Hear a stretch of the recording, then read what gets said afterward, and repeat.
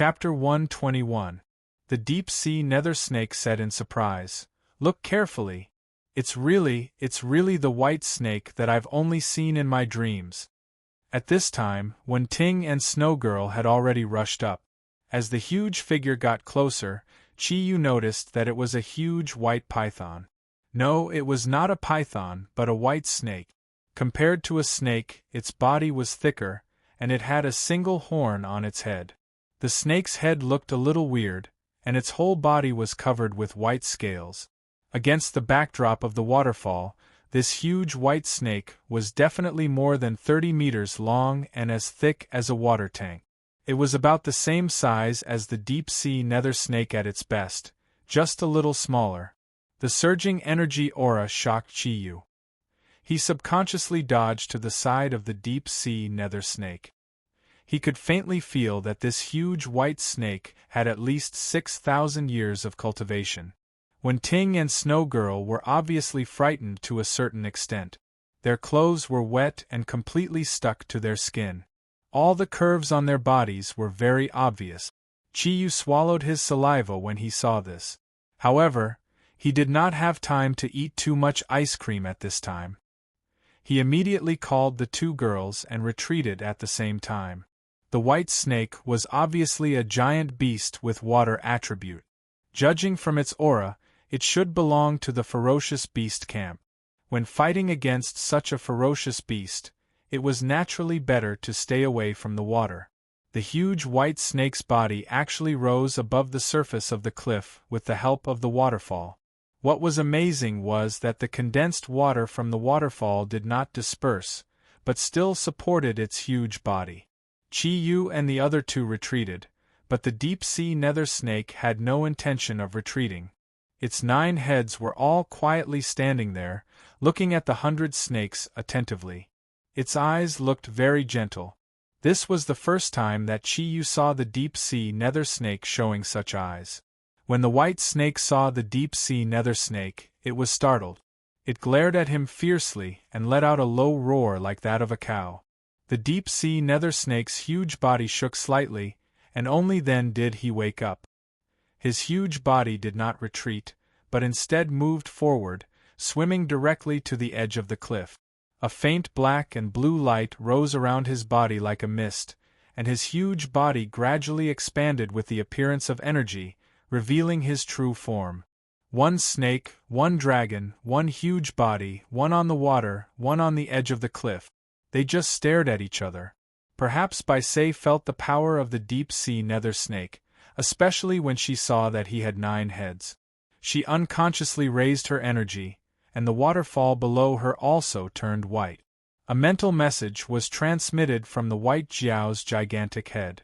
Its horn had become the source of the mental energy. The deep-sea nether snake and Chi-Yu all received its mental waves, as if asking why they were invading its territory. The deep-sea nether snake stuttered a little, "Hello, white lady." To Chi-Yu's surprise, the white snake also spoke the human language. "What white lady? You are the deep-sea nether snake? What are you doing on land instead of in the sea? Are you trying to steal our land's territory?" It was obvious that she was still very wary of the deep-sea nether serpent. The deep-sea nether snake's 9 big heads shook together. "No, of course not. How could I come and rob the territory of your land? White lady, you are the white lady in my heart. I don't know how many times I have dreamed of you, but finally I can see you. You are so beautiful, you are the most beautiful woman I have ever seen." Chi-Yu looked at the deep-sea nether snake, stunned, and thought to himself, "No way, this thing chose to go into heat at this time? Is there something wrong with its brain?" Thinking of this, he couldn't help but laugh, because he suddenly had a vicious thought. If the white flood dragon replied to the deep-sea nether snake, "Actually, I am a man," what would the deep-sea nether snake's reaction be? However, to Chi-Yu's surprise, after listening to the deep-sea nether snake's words, the white flood dragon's fierce aura disappeared. Her voice seemed a little hesitant and shy. Is what you said true?" The deep-sea nether snake hurriedly said, Of course it's true. I never lie." You are really beautiful, you are so pure. Ah, you are simply a goddess in my heart. We don't have the slightest malice here. It's just that my friend wants to come here to take a bath. You are really beautiful. I didn't expect my luck to be so good. It is the greatest honor of my life to be able to meet you here. I don't know if I can get to know the white snake in my heart. I really hope to be able to become friends with you.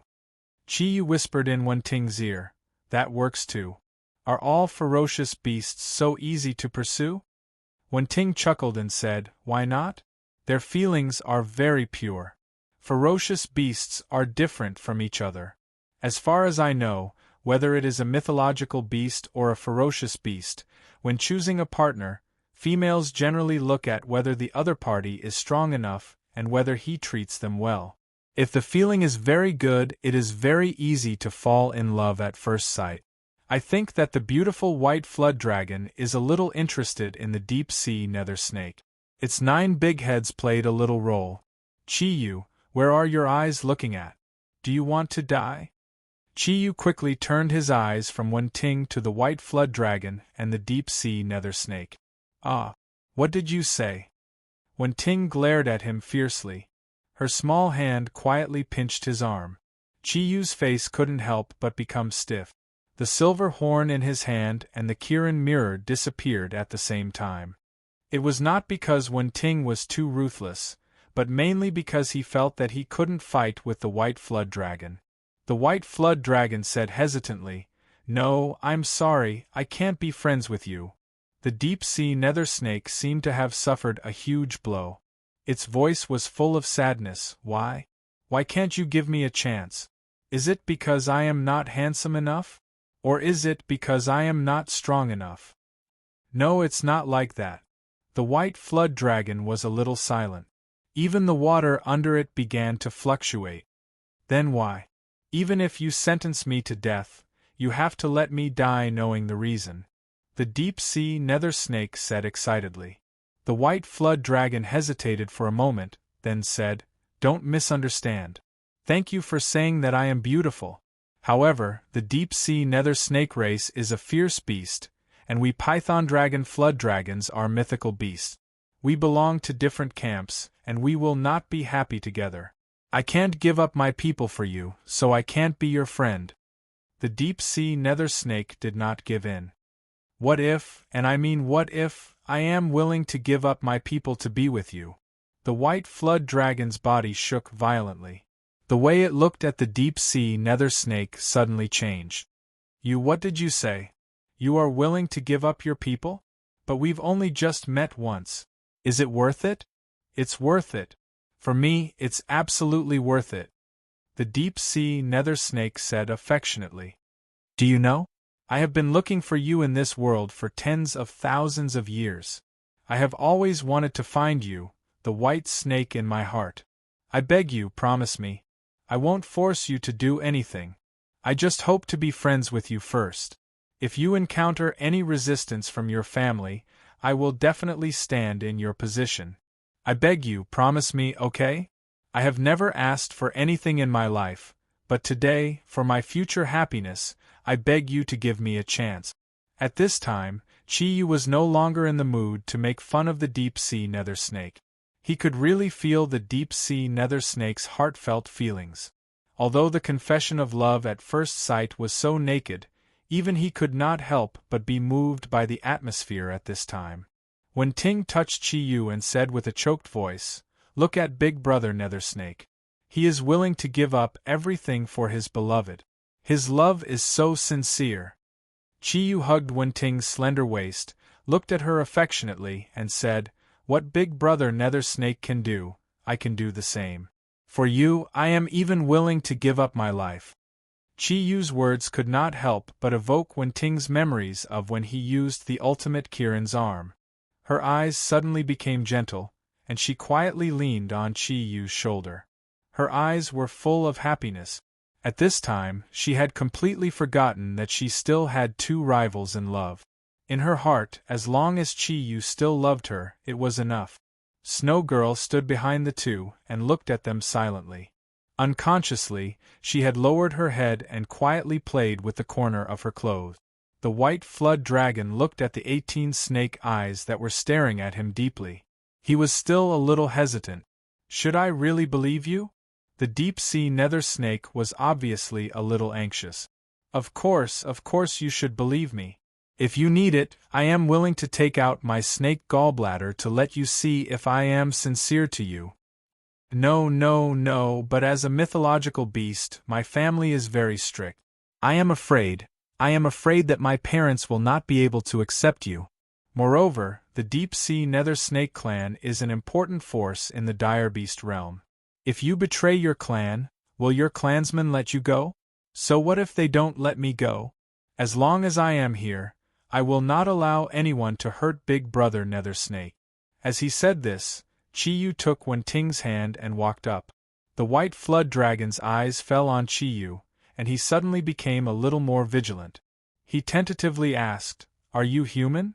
Chi-Yu smiled indifferently, shook his head, and said, "No, I am not human.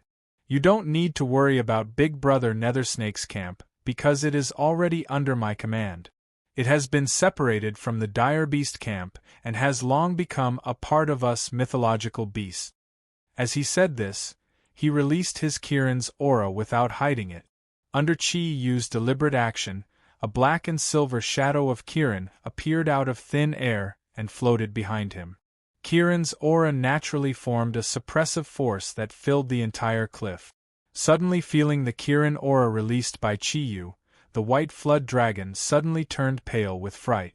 Without hesitation, he controlled the water to send himself to the cliff. His huge body coiled together, his big head bowed, and he said respectfully, "Greetings, respected king."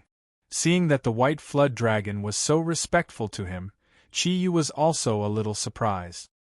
He thought to himself, "It seems that my identity as Kirin can only be used during the ancient giant beasts era." The white flood dragon was much more surprised than Chi-Yu at this time. It was just like when the Chaos King saw Chi-Yu show Kirin's aura. Ink Kirin of the 4 auspicious clouds. Ink Kirin was still in human form. How powerful did that represent? At this time, she no longer had any doubts. It should be known that during the ancient giant beasts era, it was the greatest glory to be the King Kirin's messenger. In particular, becoming the most powerful Ink Kirin messenger in the Kirin clan was the highest glory among the mythological beasts. Except for a few mythological beasts who could be on an equal footing with Kirin, ordinary mythological beasts were all proud of this. Chi-Yu smiled slightly and said, "You don't have to be so polite, white flood dragon. With me vouching for Brother Nether Snake, you shouldn't have any doubts anymore, right?" The white flood dragon turned her head and looked shyly at the deep-sea nether snake. The deep-sea nether snake was looking at her eagerly. The huge white flood dragon finally nodded gently and said in a low voice, "With the king's guarantee, I naturally won't have any doubts anymore. Then let's be friends for now." "That's great." Because the deep-sea nether snake was overly excited, her huge body actually jumped up and directly came to the white flood dragon's side. Her 9 big heads gathered together and gently rubbed the white flood dragon's slender neck. Chi-Yu laughed and said, "Brother Nether Snake, is this considered inappropriate for children?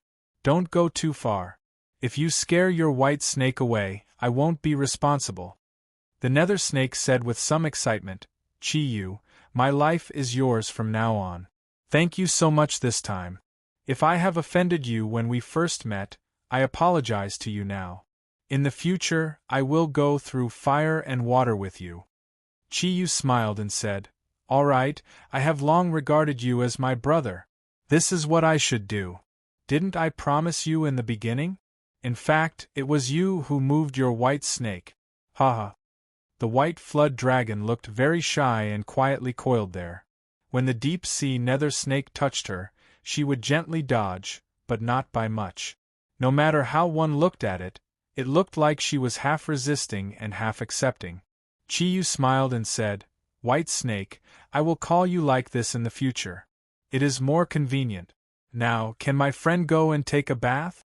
Also, since this is your territory, the people of the Earth race should have often come to fetch water in the past. I didn't hear them say that you attacked them." The white flood dragon nodded and said, "We divine beasts have always been very friendly with humans, except for those descendants of Chiyu. So, when these people of the Earth race come to fetch water, I don't care as long as they don't destroy the environment here. Just now, I suddenly felt the aura of a ferocious beast, so I launched an attack." As she said that, her gaze fell on Wen Ting. Chiyu smiled and said, "This is my wife. You are right, she does have the bloodline of a ferocious beast. However, her other half is also Kirin's, so you don't have to worry." The white flood dragon said, "With the king here, I naturally won't doubt it. Then, please come with me, I will take you to take a bath." The deep-sea nether snake said, I also want to take a bath." The white flood dragon glanced at it, and said in a low voice, "When the king's friend is done bathing, you and the king can come again." After saying that, she gestured for Wen Ting and Snow Girl to sit on her back, looked back at the deep-sea nether snake, and quickly went down the waterfall. Cool to death. "Chiyu, I love you." The deep-sea nether snake's 9 big heads rushed up at the same time, all of them wrapped around Chiyu's body and lifted him up. "Cool your head, I will *CK you. Put me down, I am not interested in you, I don't love you," Chiyu said while laughing. The deep-sea nether snake was obviously in a very good mood. "You know, the love I am talking about is not that kind of love. Chiyu, thank you so much for your help just now." Chiyu said, "Brother Nether Snake, I have to remind you that you are now my servant. Even if I want to keep you here, I am afraid it will be very difficult, because you can't leave me too far. So, if you really want to win the white flood dragon's heart, I am afraid you will have to work hard to convince her to agree to go with you, otherwise there is nothing I can do." The deep-sea nether snake was stunned for a moment, then said, "That is indeed a problem. She has lived here for so long, sometimes water element beasts are not willing to leave the water. What should I do? Chiyu, quick, help me think of a way. As long as you help me think of a good way, I will teach you how to absorb the energy in the blue sea thunder bead." "What? You have a way to absorb the energy of the blue sea thunder bead?" Chiyu looked at it in surprise. The deep-sea nether snake said embarrassedly, "After all, it was originally mine. There are still some ways. Don't be angry. I didn't tell you before because it was for your own good.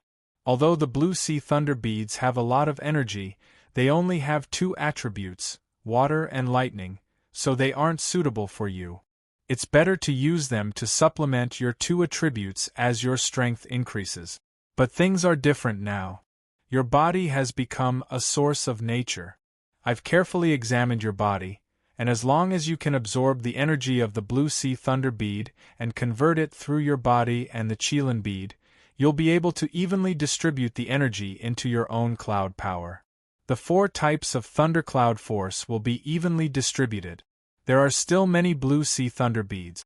With my previous cultivation, plus the energy brought by the perfect thunderstorm, at the very least, it will allow you to return to your previous peak state. The effect of using the Kirin ascending cloud technique is good, and you returned to the level of 2 clouds in 13 days. But it is still far from the later stages. You don't know this, but the more you cultivate the Kirin thundercloud force, the more difficult it becomes. The method I taught you is also effective for the golden-winged eagle's NEI pill. After all, there is not much difference between its NEI pill and my blue sea thunder bead. With this energy and your own strength, I think it is possible for you to surpass 6 cloud. Chiyu suppressed the ecstasy in his heart and snorted. Are you tempting me? If I don't help you, will you not tell me the method? The deep-sea nether snake said awkwardly, No, of course not. Even if you don't help me, I was going to tell you. It is only because you have just become the source of nature, and you need to adapt to your new body. I also need to fully feel the condition of your body to see if it can withstand such a huge impact of energy. That is why I didn't tell you until now. I am doing this for your own good. Chi-Yu, I'm begging you. You must help your brother this time. In my life, my biggest wish is to marry the white snake. As long as you help me fulfill this wish, I will listen to everything you say in the future. As long as I know, I will tell you everything you want to know. I promise I will not hide anything from you. A smile appeared at the corner of Chi-Yu's mouth and said, Well, I will help you. But I can't guarantee that it will succeed. The deep-sea nether snake was overjoyed. You will definitely succeed. She was so respectful to you just now. Your words will definitely carry more weight than mine. A faint smile appeared in Chi-Yu's eyes and he said, Wait for us to finish bathing. I will try my best to help you.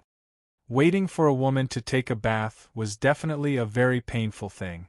Perhaps it was because Wen-Ting and Snow Girl had not taken a bath for a long time. When one of them took a bath, Chi-Yu and the deep-sea nether snake had to wait anxiously for 2 hours. However, when Wen-Ting and Snow Girl returned to the cliff again, Chi-Yu could not lose his temper at all. At this time, the Snow Girl looked as pure and clear as a water lotus. She was still wearing the original white dress, but the dress had obviously been washed and dried by Wen-Ting's fire energy before coming up. Her long hair was wet and hanging down her back, and her originally pale face had a faint blush. The look of Wen-Ting also shocked Chi-Yu. She was already beautiful, but after taking a bath, her pretty face became rosy. It felt as if her whole body was exuding a faint fragrance. Her beautiful eyes were sparkling. Looking at Chi-Yu's somewhat dull look, she could not help but laugh. Suddenly, the world seemed to be filled with this stunning smile. At this moment, in Chi-Yu's heart, Wen-Ting had been completely promoted to the perfect level. Seeing this made him feel thirsty, and he had already begun to think about when to execute Wen-Ting on the spot. Okay, you guys go and take a bath. You're not in a hurry, right? Wen-Ting said. Chi-Yu hurriedly shook his head and said, No hurry, of course not. Waiting for the ladies is what we should do. The deep-sea nether snake said with some dissatisfaction, You're not in a hurry, but I'm dying of anxiety. Let's go down quickly. As he said that, he rushed down the waterfall. Chi-Yu went to Wen-Ting's side and kissed her fragrant pretty face. Then, he jumped down with the deep-sea nether snake. After taking a bath, he suddenly felt much more comfortable.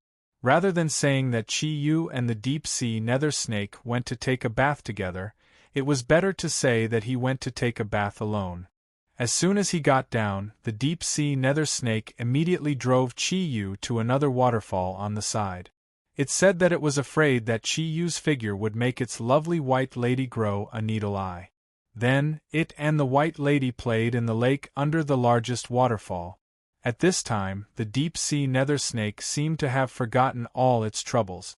Its 18 snake eyes were full of joy. Chi-Yu did not disturb them. After taking a bath, he said goodbye to the deep-sea nether snake and returned to the cliff. There were still clothes in his Kirin Pearl. At this time, he had changed into a set of clean clothes. Although it was an ordinary pair of jeans and a shirt, after taking a bath, it felt that his ordinary face had become handsome. Especially under the influence of the source of nature, Chi-Yu's temperament had changed to a certain extent, and he felt a little more elegant. If it were not for the deep-sea nether snake thinking that Chi-Yu would help it persuade the white lady, it might not be willing to come up. After all, it had not swum in the water for a long time.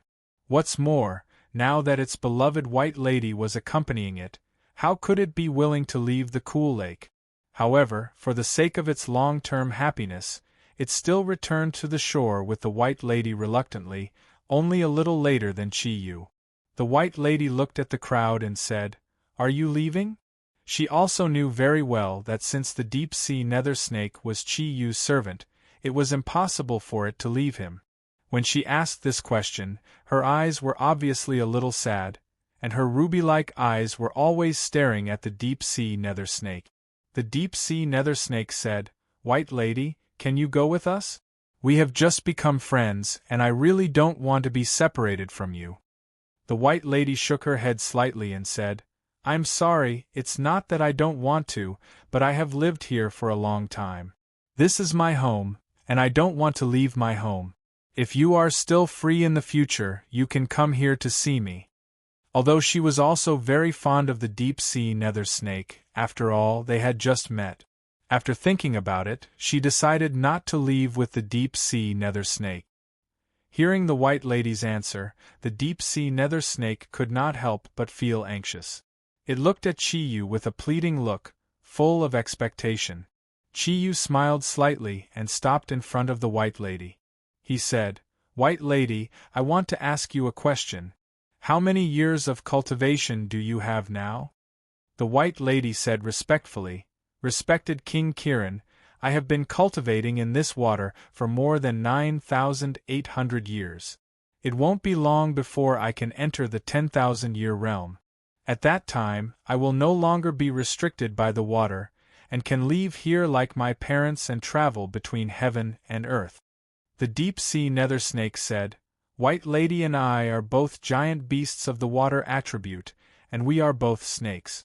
Our situation is basically the same. What we will transform into is a boa dragon." At this time, he could also understand why the White Lady was unwilling to leave with them. After cultivating for more than 9,000 years, she was about to transform into a dragon and become a superior divine beast. How would she dare to leave her territory so easily? After all, the outside world was dangerous. Whether it was a ferocious beast or a divine beast, when approaching the 10,000-year realm, they would become the target of the enemy's masters.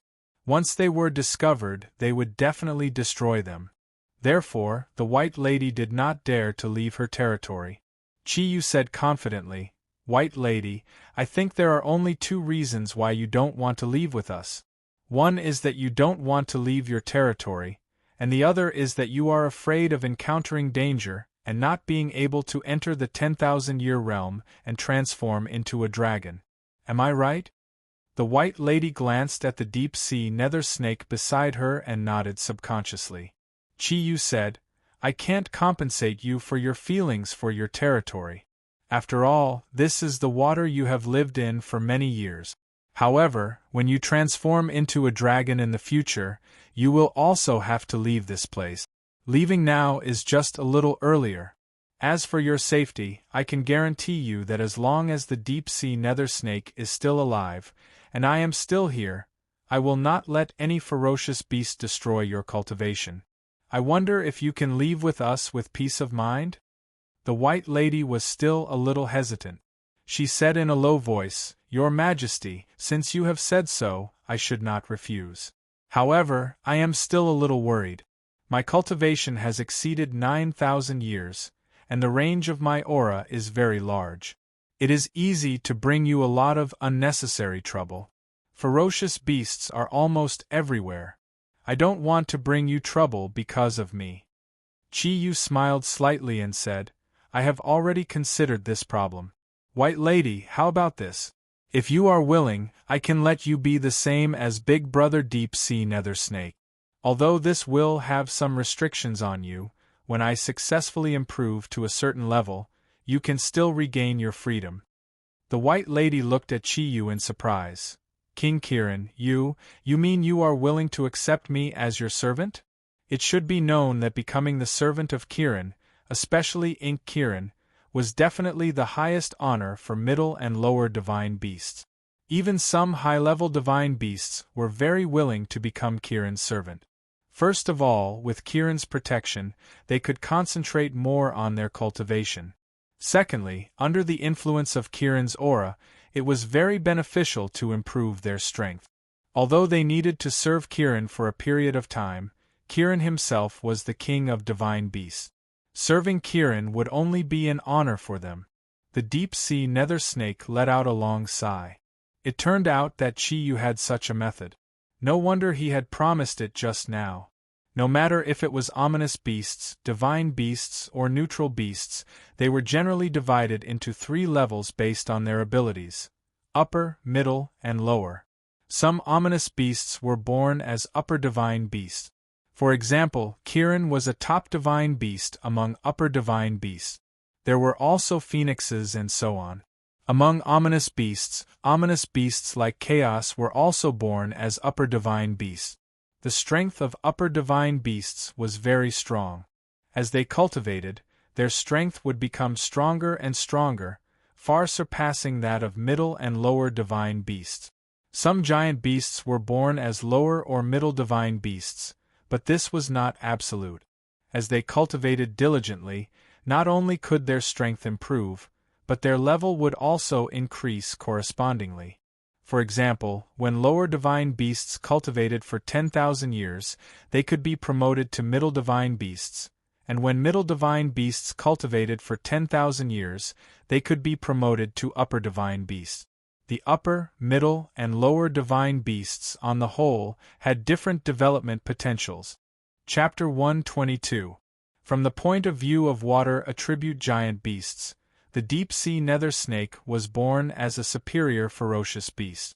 It had a pivotal position in the entire ferocious beast world, especially in the sea, where even divine beasts could not compete with it.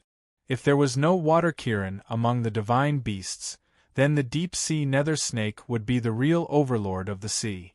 As the White Lady of the Flood Dragon, she was only a middle-level divine beast when she was born.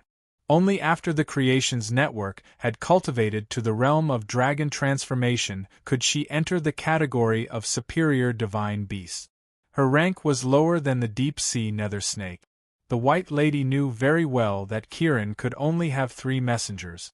Generally speaking, Kirin would choose a powerful superior divine beast from among the divine beasts to be his messenger. From the point of view of a middle-level divine beast, she originally had no chance of becoming Kirin's messenger. The deep-sea nether snake encouraged, "White Lady, this is a once-in-a-lifetime opportunity. Chi-Yu is not only Ink Kirin, but also the unprecedented Ink Kirin of the 4 auspicious clouds. He will definitely become the strongest among the divine beasts in the future." At the same time, he also ate the reincarnation fruit. He absorbed the energy of the origin of nature.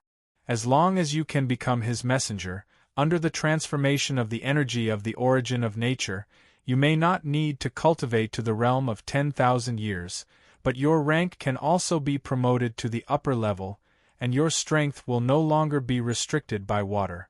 You can't let go of such an opportunity. What's more, if you also become Chi-Yu's messenger, won't we be together forever? It was impossible to say that the White Lady was not tempted. As long as she became Kirin's messenger, no matter how strong she was, she would be recognized by the divine beast. She would directly become a superior divine beast. With Kirin's protection, she would definitely be able to cultivate better. Although it was not long before she reached the realm of 10,000 years, wouldn't it be better if she could reach it one day earlier? At least, if she became Kirin's messenger, she would no longer need to rely so heavily on water.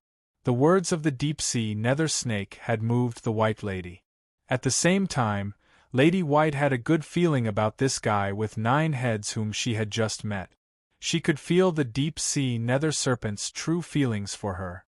After thinking about it for a while, she was already a little shaken. She asked tentatively, "Can I really become Kirin's servant? Great King, will you despise me for not having enough strength?" Chi-Yu smiled and shook his head. "Of course not. I've never thought of using the envoy's power. Back then, he had accepted Big Brother Nether Snake as an envoy because of fate. Now, this is the only way for you to leave with us with peace of mind. As long as you are willing, I will definitely treat you like I treat Brother Nether Snake. I will also treat you as a friend." The deep-sea nether snake said anxiously, "White Lady, this is a once-in-a-lifetime opportunity. Why are you still hesitating?" The White Lady raised her huge head and swam to Chi-Yu's side. After taking a look at the deep-sea nether snake, she said solemnly, "As a member of the mythological beasts, it is the greatest honor of my life to be the envoy of King Kirin. Please give me your power, King." Chi-Yu smiled indifferently and said, "If you become my envoy, we will be friends forever." From now on, Sister White, you can call me by my name. My name is Chi-Yu." As he spoke, Chi-Yu's eyes lit up. The thundercloud force in his body slowly increased. His eyes gradually emitted a light that belonged only to Kirin. One was silver and the other was black. In the night, they looked full of sacred aura. The White Lady lowered her head and relaxed her huge body. The energy in her body was completely restrained, and she quietly waited for the moment to come. Lin Bing Do Zhe Jie Zhen Lai Qian Xing. The god's edict is clear, the sky is clear, the earth is clear, the god is pure, not polluted, the ghosts and demons are subdued, and the yin and yang are united. Descend. Chi-Yu's sonorous and powerful voice came from afar in the night. The silver-black shadow of Kirin appeared out of thin air and floated in the air. Chi-Yu looked at the White Lady. This time, it was completely different from the time when he and the deep-sea nether snake were in a passive state. At that time, in order to save his life, Chi-Yu had to launch Kirin's descent. In a sense, this situation was very dangerous, and it was very easy for him to be devoured. But now it was different. The White Lady was willing to be his envoy. What he needed to do was to completely connect himself with the White Lady's aura, and with his own energy, he would accept the White Lady as his most sincere friend and partner. His black hair stood on end, and an equally terrifying aura emanated from his body. The image of Kirin on the creation network continued to expand. In the blink of an eye, it had transformed into a huge shadow of Kirin that was more than 30 meters long. Kirin lowered his head, and the horn on his head shone with a bright silver-black light. At this time, Chi-Yu also raised his right arm. Silver symbols were emitted from the fingertips of Chi-Yu's right hand, and the same symbols were emitted from the horn of Ink Kirin's shadow. The same silver symbols merged in mid-air, forming a circle that spread around. "White Lady, are you willing to be my envoy and never betray me no matter what dangerous situations arise?" Chi-Yu's voice became much deeper, and his magnetic voice carried infinite majesty. The White Lady's huge body trembled for a moment, and she replied earnestly, "I am willing." A faint smile appeared on Chi-Yu's face. "As the inheritor of Kirin's bloodline, I declare that I will forever be the most sincere partner with the White Lady. I will forever be the most sincere partner of the White Snake, and I will never leave her until the end of my life." The silver light in his eyes suddenly shone brightly, and the circle formed by the complicated silver symbols fell instantly, completely enveloping the White Lady's body. Amidst the flickering light, the White Lady's huge body began to tremble slightly. However, the light in her eyes looked very bright, and she had no intention of resisting. At this moment, something different from the last time he used Kirin's god's descent appeared. In the silver halo, emerald-like green light spots floated out, arranged neatly in a straight line in the air, and quickly condensed towards the horn on the White Lady's head. In the embellishment of the emerald light, the White Lady's horn gradually turned green. Then, as the green light spots became more and more intense, her whole body was surrounded by the emerald light. Chi-Yu put his hands together in front of him, stretched out his right hand, and grabbed at the White Lady's body. At this time, the White Lady had already closed her huge eyes. With a flash of light, her body disappeared into thin air. Everything around them became calm. The deep-sea nether snake asked uneasily, "Is that all right?" Chi-Yu nodded and said with a smile, "Didn't you do the same back then?" The deep-sea nether snake smiled bitterly and said, "But I didn't have that green light back then. Will it be all right?" Chi-Yu snappily replied, "How could that be? You're too worried and confused. Think about it, since the White Lady is under my command, even without the guidance of my mental strength, my body will not harm her in any way. I think that the green light from before was the effect of the origin of nature in my body. Just like what you said to her before, this can only be a good thing. Now that the White Lady's mental strength has been completely withdrawn and she has entered a deep slumber, I think that she is about to undergo the transformation of the origin of nature. I'm afraid that we will only know what the effects of this complete transformation will be after she wakes up. The deep-sea nether snake said, Then take me back. I want to protect her. As long as I can always watch her, I will be satisfied. Chi-Yu smiled and said, Brother Nether Snake, don't forget what you promised me before. The deep-sea nether snake said, I won't forget. Now I also hope that your strength can become stronger. It is uncertain what kind of fierce beasts and mythological beasts we will encounter in the future. If you, a second-class Kirin, don't have some strength, how can you protect us? Chi-Yu said angrily, Well, I just helped you and you are already insulting me. You are a typical example of burning the bridge after crossing the river. How can I be a second-class Kirin? The deep-sea nether snake smiled and said, You have inherited Kirin's bloodline, but you are a human after all. Whether it is the Chaos King or my lovely white lady, they all think that you are a humanoid Kirin. Otherwise, do you think it will be so smooth? I don't want you to be exposed in front of my beloved white lady, so I will definitely help you. Take me back into your body first. I will use my spiritual power to pass on all the characteristics of the NEI pill to you. You can start cultivating immediately. After that, you can subtly absorb the energy of the Blue Sea Thunder Bead and the Golden-Winged Eagle NEI pill. When the bright and beautiful sun shone on the earth, Tu Jie had already begun to lead his clansmen to pack their bags and get ready to set off. Dad, Brother Chi-Yu and the others are missing. I don't know where they went. Toussaint ran to Tu Jie and said while panting.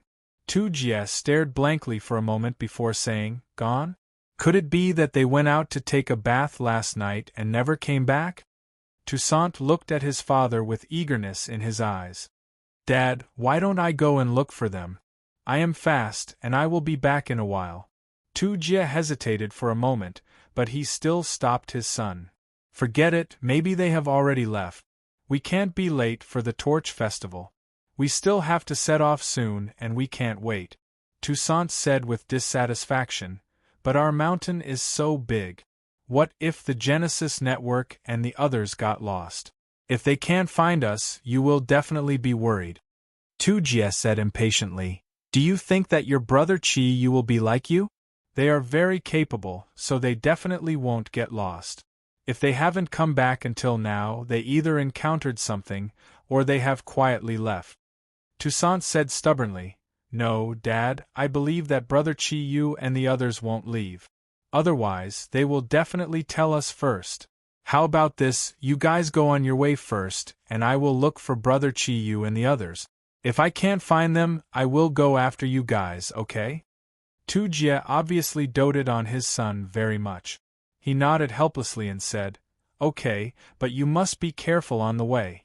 If you encounter a giant beast, you must avoid it. Don't be impulsive, understand? Toussaint said excitedly, Okay, Dad, I am very smart. I will go and look for them now. A clear voice was heard. No need to look for them, we are back. Tu Jie and his son looked in the direction of the voice and saw Chi-Yu, Wen-Ting, and Snow Girl walking back from outside the camp. On the surface, the three of them looked much more refreshed after taking a bath. Snow Girl and Wen-Ting looked even more attractive. Toussaint quickly ran to Chi-Yu and asked, Brother Chi-Yu, where did you go? We are about to set off soon. Chi-Yu smiled and patted Toussaint's head. We went out for a walk. Fortunately, we made it in time. I am really sorry for making you worry. Tu Jie looked at Chi-Yu meaningfully. Tu Sang did not notice anything wrong, but he could clearly feel that Chi-Yu's aura had undergone a huge change. When Chi-Yu had emerged from the cave after his training yesterday, he had been like an unsheathed sword. But now, it seemed that his aura had become abnormally calm, and it was impossible to tell how deep it was. Tu Jie said, Since you are back, quickly change your clothes. I have already prepared them for you. Chi-Yu nodded. Tu Jie had already told him yesterday that in order to avoid unnecessary trouble, it was better to conceal their original appearances. The three returned to the cave under Tu Jie's arrangements. Because Tu Jie thought that they were husband and wife, he only arranged a cave for them to wear. He taught them how to wear the clothes made of various plants. After that, Tu Jia brought Toussaint out to continue preparing for their departure. As the tribe's chief, he was very busy at this time. Chi Yu picked up the clothes that Tu Jia had prepared for him and looked at them. There was only a short skirt that was woven from leaves. He didn't know what kind of leaves it was, but it felt very tough. Wen Ting giggled and said, "You look like a savage when you wear this." Chi Yu laughed and said, "Don't laugh at me first. Take a look at your clothes first." Only then did Wen Ting realize that Snow Girl's expression didn't look too good. She was holding the leaves in front of her and gesturing, but didn't move. After looking carefully, she realized that the clothes that Tu Jia had prepared for them were no different from those of the women of the Alpine tribe outside. It could be said that it was a very different set of bikini underwear. Only the most important parts were covered. How do I wear this?" Wen Ting looked at Chi Yu with dissatisfaction. Chi Yu laughed and said, "When in Rome, do as the Romans do. You guys just make do. Anyway, you don't need to wear it for too long. When we leave the Alpine tribe, we can change to lie." Snow Girl directly put the clothes that were woven from leaves back on the ground, as if she didn't hear what Chi Yu said at all. Wen Ting wasn't as direct as her. She slowly snuggled up to Chi Yu, and her eyes revealed a gentle light. "Chi Yu, do you want your wife's body to be seen by other men? If you aren't jealous, then I don't have any objections." Only then did Chi Yu realize the seriousness of the problem. He smiled bitterly and said, "Then what should I do? I've already promised them." Wen Ting snorted and said, "I don't care. You're the one who promised, we didn't. You think of a way. In any case, we definitely won't wear such clothes." An idea flashed in Chi Yu's mind and he said, "Okay, you guys wait here for me. I'll be back soon." As he said that, he turned around and walked out. Just as he walked to the door, he stopped and turned to Wen Ting and Snow Girl and said, "How about this, you guys put on the clothes that they prepared for you first. Of course, keep the underwear inside. I'll think of a way to solve the other problems. I definitely won't let you guys be seen by others." After saying that, he flashed and left the cave. Wen Ting and Snow Girl looked at each other and couldn't help but laugh. "Snow Girl, if we find the Kunlun mirrors and develop this place into a tourist attraction, do you think the effect will be very good? This is the real original ecology." Snow Girl also showed a rare smile and said, "Then, should we wear them now or not?" With these days of contact, her hostility towards Chi Yu and Wen Ting was not as strong as before. After all, whether they could go back or not was a problem. If they didn't unite, perhaps they wouldn't have a chance. Wen Ting nodded and said, "Since Chi Yu said he has a way, then we'll put on the clothes. If you're slow, when he comes back later, are you going to take off your clothes in front of him?" Snow Girl's face stiffened. She didn't say anything and immediately started to take action. After a while, Chi Yu came back from outside. At the same time, he was carrying a large pile of leaves. As soon as he entered the cave, Chi Yu was immediately stunned. He didn't even notice that the leaves in his arms had fallen to the ground. Snow Girl hid behind Wen Ting bashfully. Although Wen Ting was more generous, her pretty face still blushed. At this moment, they had already changed into the clothes prepared by the High Mountain tribe. Chi Yu couldn't see whether they took off their undergarments or not. However, the few leaves wrapped around their chest and the most important parts of their lower bodies. Their slender thighs, slender waists, and snow-white skin were exposed. Wen Ting's long hair had turned dark red and not black. At this moment, she wasn't using her ability. However, Chi Yu couldn't be bothered to pay attention to these details. The two women who were wearing such revealing clothes triggered his most primitive reaction. His mouth instantly became dry. "Oh my God! You two are simply the most outstanding masterpiece of the gods." Chi Yu widened his eyes as if he wanted to imprint the two women's delicate bodies into his mind. Wen Ting, who had long dark red hair, and the Snow Lady, who had long green hair, were wearing the alpine earth tribe's leaves that were filled with a primitive aura. That feeling was absolutely indescribable. Chiyu thought to himself that if he could really return to his era, he would definitely bring back a few of these clothes and give them to Mingming, Ruyu, and Shangbing. This was simply too exciting. If he could let them wear these clothes with him, at this thought, Chiyu felt his nose heat up. He hurriedly looked to the side and took a deep breath to calm his surging emotions. Wenting said coquettishly, "Still looking? What idea did you come up with?" Chiyu pointed at the leaves on the ground and said, "Look at what these are.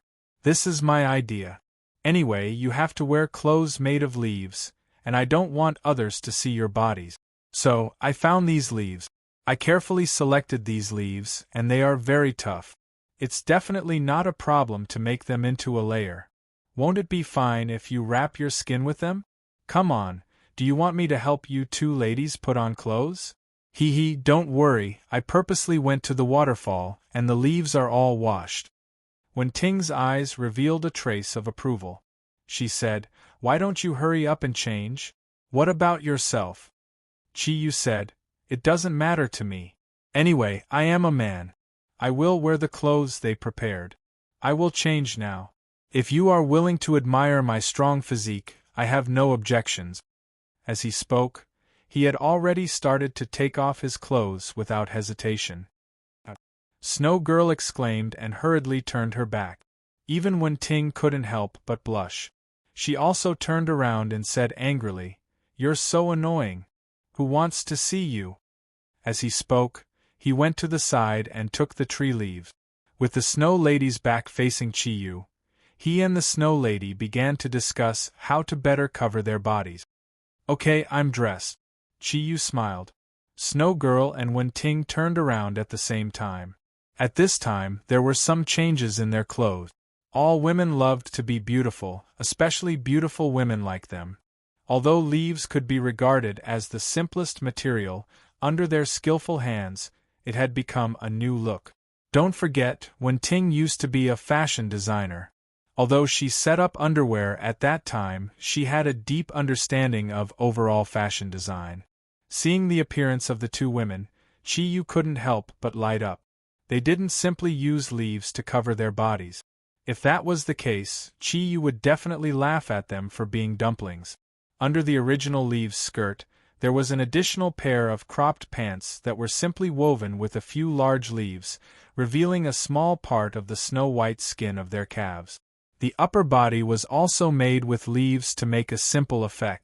It seemed that when combined with the original leaves skirt, it looked like a dress. The green and full of vitality of the leaves set off their charming and delicate bodies. "So beautiful," Chiyu praised. He could only use the simplest words to describe the appearance of the two women now. While Chiyu was looking at the two women, Wen Ting and Snow Girl were also looking at him. Genesis Network's Chiyu was wearing the short skirt made of leaves. His upper body and legs were all naked. Originally, the two women thought that he would be very funny dressed like this, but now it seemed that it was completely different from what they had expected. Chiyu's bronze skin looked very healthy. The well-proportioned muscles were well-defined, his broad shoulders, thick chest, and every muscle that was full of strength perfectly reflected the masculinity of a man. Even Ba Gu didn't look as tall and strong as he did that day, but he didn't lose his balance. His long black hair was scattered on his shoulders, and his seemingly ordinary face revealed a trace of a mischievous smile. It could be said that it was Chiyu's smile, giving people a feeling of a spring breeze. His eyes were very bright, and under his ordinary face, it gave people a deep feeling. "Two beauties, haven't you seen a handsome man before?" Chiyu soon noticed that the two women seemed to be looking at him a little strangely. He made a bodybuilder's pose, showing off his granite-like muscles. Snow Girl snorted softly and turned her head away. Wen Ting's pretty face was slightly red, and she glared at Chiyu. At this moment, Toussaint's voice came from outside, "Brother Chiyu, are you guys ready? We're leaving." Okay, we'll be out in a minute." As he spoke, Chiyu quickly picked out two large leaves from the remaining leaves on the ground, and placed them on Wen-Ting and Snowgirl's heads. Because the leaves were very big, they drooped slightly, basically covering the two women's pretty faces. Although they still looked very different from the Alpine group, if they were in the crowd, they would not be as conspicuous as before. Slightly smaller, Chi-Yu's eyes lit up. Baby wife, Snowgirl, let's go. Chi-Yu did not know what he was about to face, but his current mood had already calmed down from the panic he felt when he first saw the ancient beasts. No matter what he was going to face, he could maintain a calm and optimistic attitude. Under the leadership of Tu Jie's tribe, a majestic group of more than 3,000 people slowly left their campsite. Because the Torch Festival was the biggest festival of the Alpine tribe, and also the most important day of the year for all the Alpine tribe, they did not even leave their campsite. All of them went out to participate in this grand festival. Every Alpine tribe member's face was filled with happiness and simple smiles. Obviously, they were all looking forward to the arrival of this day. Perhaps it was because of the rain a few days ago, the air in the mountains was especially fresh. The slightly moist air carried the fragrance of plants and soil. Smelling it, Chi-Yu could not help but be a little intoxicated. Chi-Yu found that ever since he became the origin of nature, he seemed to be more and more reluctant to part with the beauty of nature. He did not miss the days when he was in the city. If it was not for his lover and friends, he really did not want to leave this era. Even if he had to stay with the Alpine tribe for a long time, he would be very willing to do so. The area of this mountain range was very large, and Tu Jie's tribe was on the periphery of the mountain range. Therefore, as soon as they set off, Tu Jie led his clansmen to quicken their pace. The Torch Festival would be held in the evening 2 days later. Within 2 days, they had to reach the largest tribe of the Alpine tribe in the center of the entire mountain range, which was also the tribe of the chief of the Alpine tribe. During the journey, the most excited ones were Toussaint and his younger siblings. These children of the Alpine tribe seemed to be born with great talent for mountain climbing. They jumped up and down, in front and behind, and had a lot of fun. The overall pace of the Alpine tribe was very fast. In just one morning, they had already climbed over 4 to 5 tall mountains. Chi-Yu, Wen-Ting, and Snowgirl were in the middle of the group. The three of them followed the pace of the Alpine tribe. To them, this speed was nothing. As they walked, Chi-Yu held Wen-Ting's hand and admired the surrounding scenery. Occasionally, he would pluck a few small flowers from the mountains and give them to Wen-Ting and Snowgirl. He felt very relaxed. At first, Snowgirl didn't want Chi-Yu's flowers. Later, Chi-Yu thought of a way to get Wen-Ting to give them to Snowgirl, and she accepted it tacitly. Chi-Yu vaguely realized that the coldness on Snowgirl's face seemed to be gradually melting. She was becoming more and more like a normal girl. It was as if the primitive environment of the ancient beasts was changing her mentality. The group of more than 3,000 people advanced at a much faster speed than Chi-Yu had expected. These high mountain tribesmen, whether adults or children, who had been living in the mountains for a long time, were all very strong and healthy. Only those who were too old or too young had to be assisted by the strong men of the tribe. Chi-Yu and the other two stayed with Tu Jie's family. As they hurried along, they gradually became familiar with the way. During one of Toussaint's casual chats, he mentioned Tu Jie's situation. Tu Jie was originally a high mountain tribesman who had a giant beast as his companion. He was also one of the most outstanding warriors of the Earth tribe. In a 4-clan hero competition, he had represented the Earth tribe and obtained a top 10 result. It was also after that competition that he became the chief of a high mountain tribe. The most outstanding warrior of the high mountain tribe was their chief. In this era, martial strength was undoubtedly the most important. The chief who had grown up with Tu Jie had obtained a top 3 result in a 4-clan hero competition. He had brought great glory to the high mountain tribe and was deeply loved and respected by the people. After learning about this, Chi-Yu could not help but be more interested in this chief of the high mountain tribe. After all, the Earth tribe was said to be the descendant of Emperor Huang. To be able to become the chief of a branch tribe of the High Mountain tribe, he must have outstanding qualities. Chapter 123. However, Chi Yu's imagination did not run wild for too long. After 2 days of trekking, they finally arrived at the first tribe of the Alpine Earth tribe on the afternoon of the 3rd day. Every tribe of the Alpine Earth tribe was named after their chief. As long as the tribe changed its chief, the name of the tribe would be changed as well. During the 2nd year's Torch Festival, the chief would announce the new name of the tribe to all the tribes. From afar, the mountain peaks on both sides seemed even taller. However, the distance between the mountains had also increased. After passing through a col, Chi Yu and the others immediately saw a relatively flat area in front of them. It was a basin-like area surrounded by 4 tall mountains. According to Tu Jie, this was the best environment in the entire Alpine Earth tribe. It was the most suitable land for living. And the chief of the Alpine Earth tribe, Shirwei, was in charge of everything in the Alpine Earth tribe. Although the scale was much larger than Tu Jie's tribe, the overall situation was not much different from Tu Jie's tribe. There were many caves in the mountains surrounding the basin, all of which were the residences of the Shirwei tribe. Some were natural, while others were man-made. It felt like the overall atmosphere was very harmonious. Chi Yu took a quick look and found that there were about 2,000 caves. If a family had 5 members, then this Shirwei tribe would have more than 10,000 people. It was no wonder that they were the largest tribe of the Alpine Earth tribe. The basin was very vast. As it was surrounded by mountains, only a few low-lying areas were separated by tall fences. The other areas were all natural barriers. Tu Jie's tribe was clearly a little late. At this time, the basin was very lively. At a glance, there were large crowds of people gathered around the basin. Although their clothes were similar, it was easy to tell that they were from different tribes. Chi Yu did a simple count and found that there were more than 20 tribes here.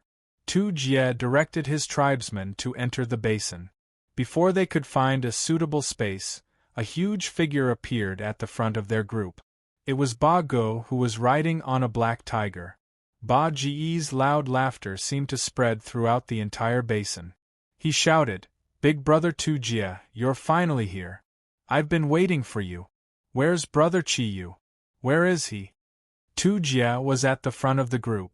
When he saw Ba Go, he couldn't help but laugh. "You little brat. Don't you know how to restrain yourself? Can't you see that all the tribes have arrived? Be careful, or else the chief will blame you for bringing your giant beast companions to disturb the order." Ba Go chuckled and said, "Big brother, as long as you don't complain, how will the chief know? Where's brother Chi Yu? When we were chatting the other day, didn't he say that he wanted to participate in our torch festival? The last time I came back, I told the chief about the battle between me and brother Chi Yu. The chief admires him very much. He said that when you guys arrive, he'll let you bring him to see the chief." Chi Yu walked out from the crowd and smiled.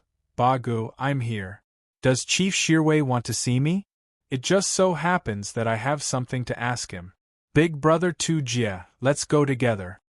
Tu Jie nodded and smiled. "I haven't seen Shirwei for a year. I wonder if he's still the same on the Genesis network.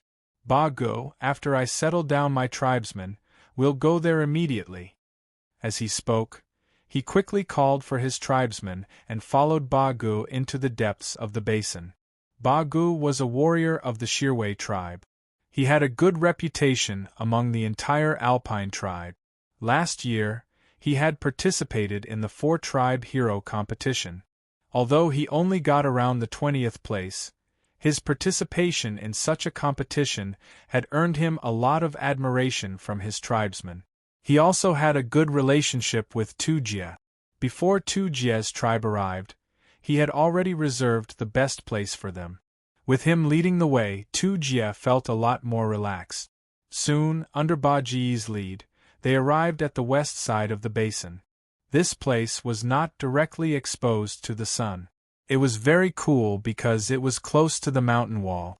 There were a lot of plants around, and the terrain was relatively high. From here they could see almost every corner of the basin. However, the process of settling down the tribesmen was not smooth. When Bago brought them to this place with good feng shui, Chiyu found that a tribe had already started to set up camp. Before Tu Jie could ask, Bago was already angry. Who allowed you to set up camp here? His roar was like muffled thunder, scaring the people around him. Riding on the huge black tiger, he rushed forward and arrived in front of the tribe that was setting up camp. When the Alpine people saw Bago, they were obviously a little afraid. At this moment, a person walked out from the crowd and walked in front of Bago. I was the one who wanted to set up camp here. The chief once said that during the Torch Festival, each tribe can choose their own location. First come, first serve. Is that right, Bago? Bago snorted and said, That's right, the chief did say that. However, I've already chosen this place. You're obviously not giving me face by coming here. The person who was talking to Bago was not tall, only about 1.7 meters. Moreover, Bago was looking down on him, which made him look even thinner. However, this ordinary-looking person was very stubborn. He snorted coldly and said, Bago, you're from the Shirwei tribe. This is your territory to begin with. Aren't the surrounding caves yours to live in? Bago said angrily, Luce, don't think that just because your tribe has a certain scale, you're so great. That's right, I naturally didn't choose this place for myself. I chose it for Tu Jie's tribe. They're far away from us. Shouldn't we prepare a place for them first? Luce was about to say something, but Tu Jie had already walked up and said, Forget it, Bago. It doesn't matter where our tribe is set up. Since Big Brother Luce's people have arrived first, then let them set up camp here. Luce glanced at Tu Jie, and his eyes flickered slightly. However, from his expression, it was clear that he didn't appreciate Tu Jie's favor. Instead, he sneered and said, Tu Jie, long time no see. It looks like your tribe is very prosperous. Tu Jie calmly said, but it still can't compare to Big Brother Luce's tribe's prosperity. Right now, your tribe already has around 6,000 people. I'm afraid that apart from the chief's tribe, your tribe is the largest. Luce said proudly, That's right. It's precisely because my tribe is large enough that I want to occupy this relatively large place. Bago and Tu Jie both have no objections, so why are you still talking nonsense? Be careful that I go to Chief Shirwei and complain about you. Bago was furious. F***ck, Luce, are you F***king courting death? As he spoke, he had already raised the 6-meter-long stone spear in his hand. This stone spear wasn't made of ordinary stone, but a special ore that was extremely hard. Otherwise, it would have been broken by Chi Yu's thundercloud force previously. Pointing the stone spear forward, Ba Ji's aura surged. The black tiger he was riding on let out a deep roar, and Luce couldn't help but take a few steps back before regaining his balance. Bago, how dare you attack me? Who do you think you are? Don't forget, I'm the chief of Luce's tribe. Luce's expression was very ugly. His tribesmen had already surrounded him. Bago snorted and said, I attacked you. So what about the Genesis Network? You're still not convinced? You sly fox, you're usually up to no good, and you still want to occupy a good place during the Torch Festival. F***ck, as long as I'm here today, I won't let your Luce tribe stay here. If you're not convinced, then fight me. If you can win, then I'll consider you capable. Tu Jie frowned and stepped forward to grab the tip of Ba Ji's stone spear. He said in a deep voice, Bago, the Torch Festival is going to be held tonight. There's no need to fool around. Do you want to cause trouble? As he said that, he winked at Bago. However, Ba Ji's temper flared up, and he ignored Tu Jie's advice. Instead, he shouted, Big Brother Tu Jie, don't stop me. I've long disliked that old Luce. Have you forgotten? If it wasn't for him messing around last time, perhaps our Alpine tribe would have a higher status among the Earth tribe. Hearing this, Luce's expression changed. Ba Gu, you need to have a basis for what you're saying. Ba Gu snorted coldly. Basis my A**s. Do you think I don't know what you're made of? Don't tell me that it wasn't you who caused the death of tribe leader Shirwei's son? Hearing this, both Tu Jie and Luce's expressions changed. Luce took a step forward and roared, Bullsh**t. What basis do you have? I heard that it was me who caused the death of your tribe leader's son. At that time, he overestimated his own abilities and went to tame the giant beast. Who knew that the giant beast was so powerful? Moreover, it chose my son in the end. My son is already an adult this year, so it's the same for him to represent our Alpine tribe in the 4-tribe hero tournament. Listening to their conversation, Chi Yu roughly understood the current situation. From the looks of it, there was also a power struggle among these simple Alpine native tribe members. Could this be the root of the human race? For the sake of power, they would do anything. Chi Yu was very clear about Ba Ji's temper.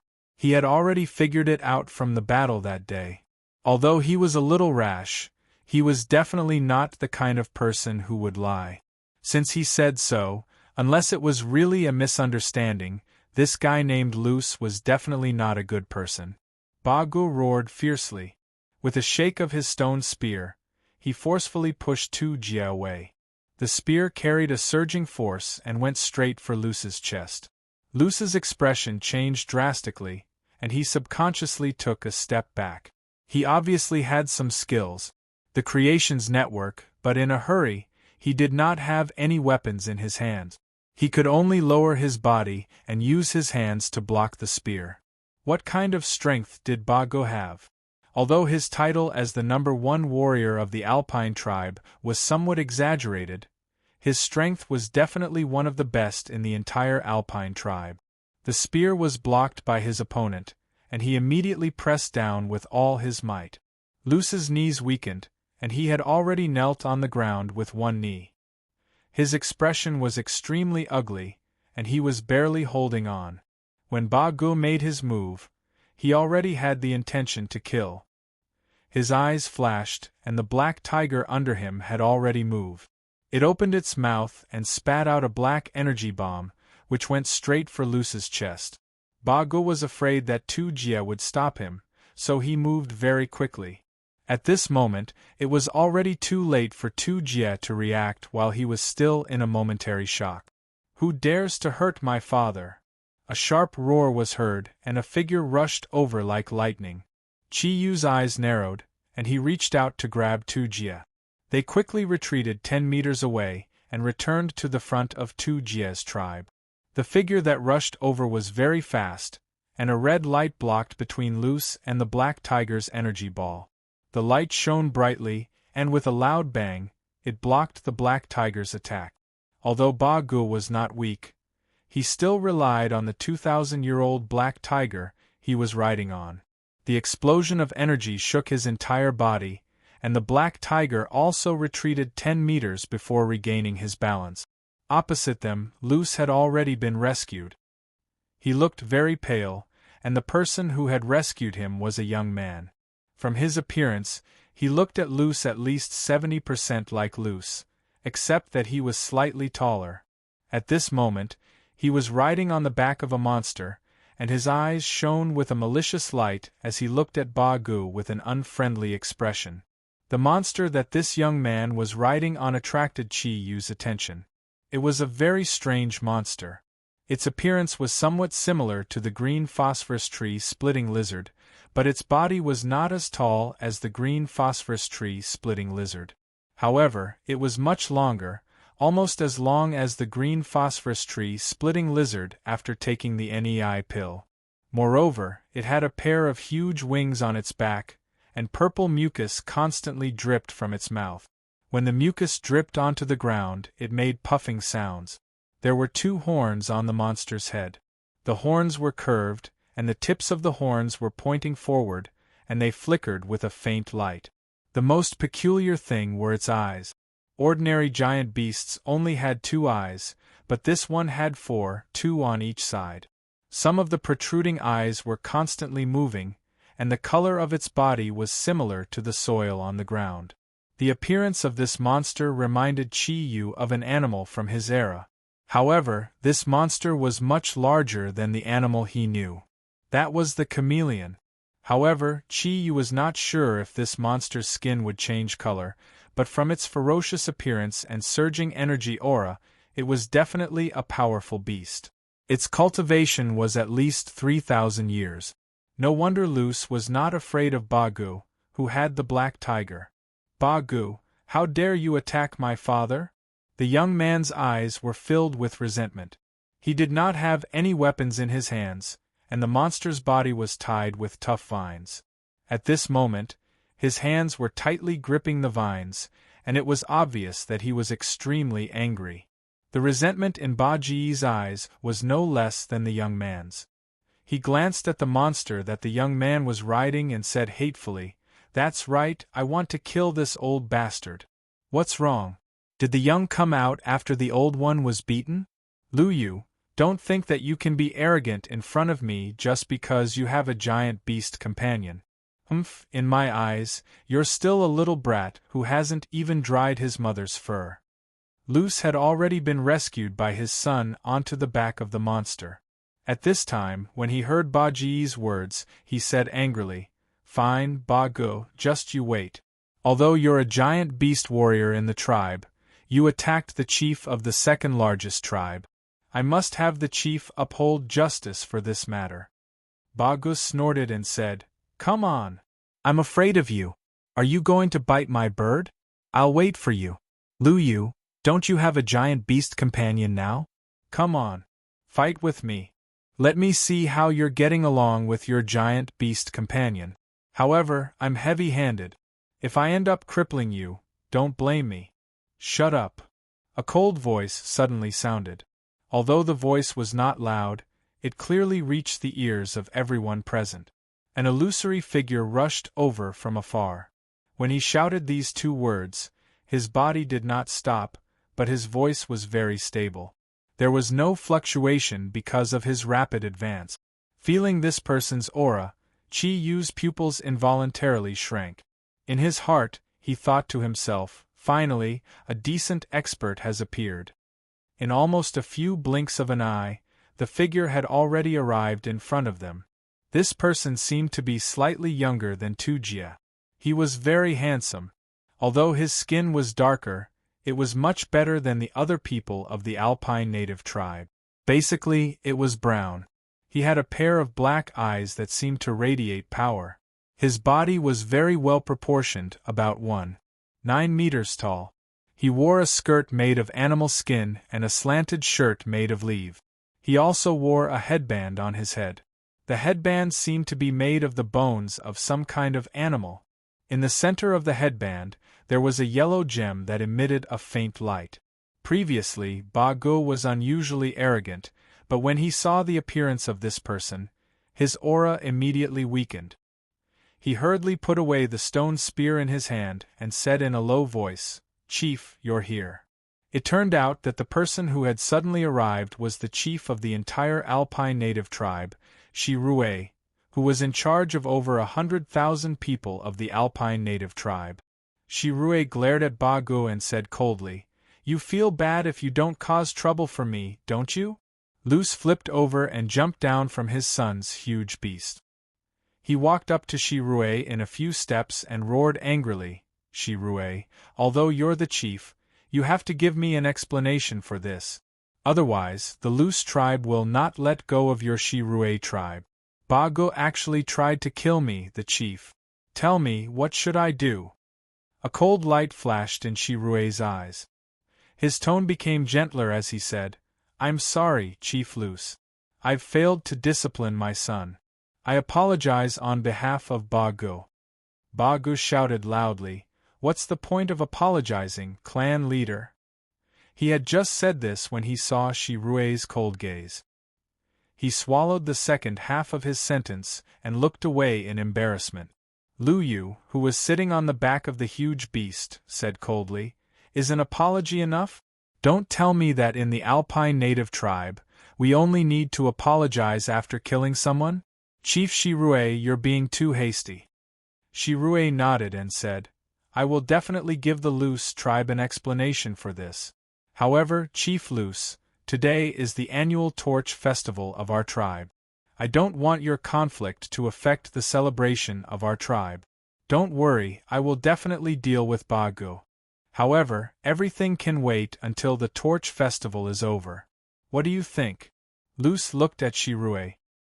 His slightly flickering eyes did not dare to meet Shirue's cold gaze. He snorted and said, You're the chief. You can do whatever you want. However, we came here first, so we should be the one stationed here. Shirue nodded and said, Of course. Bago, go home immediately. Without my orders, you're not allowed to take a step out of the house. You don't have to attend the torch festival tonight. What? Chief, you're... Bago clearly could not understand Shirue's attitude. He looked at him in disbelief. Shirue said coldly, What? Don't you understand what I'm saying? Ba Ji's lips moved as if he wanted to say something, but he did not say anything in the end. He threw the stone spear in his hand hatefully and urged the black tiger beneath him to head towards the other side of the basin. Shirue turned to Tujia and said apologetically, Brother Tujia, I'm sorry. I'll have to ask you and your tribesmen to change places. Tujia laughed heartily and said, Shirue, what are you saying? We've been brothers for so many years, do we still need to be so courteous? Let's go. As the chief, please make the arrangements for me. Shirue nodded and gestured to the Luce father and son before leading Tujia in another direction. After leaving the Luce tribe's camp, Tujia said in a low voice, Shirue, aren't you being too harsh on Bago? Not allowing him to attend the torch festival seems a little too much. After all, this is the greatest humiliation to a warrior. Shirue shook his head and said, Brother Tujia, you don't know this, but Bago has caused quite a lot of trouble for me these past few years. If I don't punish him severely this time, not only will Luce cause trouble, but Bago will also become even more unbridled. Although he's an outstanding warrior, he's too impulsive and can't help me much. I hope he can learn his lesson this time. It's a pity that you're the chief now. Otherwise, with you by my side, I wouldn't have to work so hard. I have another consideration for locking up Bago. Today's torch festival is very important. I don't want him to cause trouble because of his impulsiveness. Tujia sighed and said, Shirue, you don't look too good. Have you still not recovered from your nephew's death? A pained look flashed across Shirue's eyes. He furrowed his brows and said indifferently, I only have that one son. Tujia nodded and said, I understand, Shirue. Don't worry, no matter what, I'll always stand by your side. The beasts will definitely get what they deserve. Shirue's expression relaxed slightly and he sighed softly. Right now, you're the only one I can trust the most, big brother. Tujia's gaze shifted and he slapped his forehead and said, Look at me, I was so focused on talking to you that I forgot to introduce a friend to you. As he spoke, he had already stopped in his tracks and turned to Chiyu behind him. Shirue also turned around at the same time. Actually, he had already noticed Chiyu earlier, but because he was talking to Tujia, he did not have the time to ask. This young man must be the hero who defeated Bago. Chiyu smiled slightly and said, Greetings, esteemed tribe leader Shirue. I don't deserve to be called a hero. A smile finally appeared on Shirue's face. Young man, there's no need to be humble. Although Bago is rash, he has some ability. You were able to defeat him so easily, so you are indeed worthy of being called a hero. Let's go, I'll settle Big Brother Tujia's tribe first, but then you can come to my place and we can have a chat. Shirue was the tribe leader of the Alpine tribe after all. Under his arrangements, Tujia's tribe was settled in a short while. Although the location was slightly worse than the place that the Luce tribe had forcefully occupied, it was still a relatively good place in the entire basin. Clearly, this tribe leader Shirue had made preparations beforehand.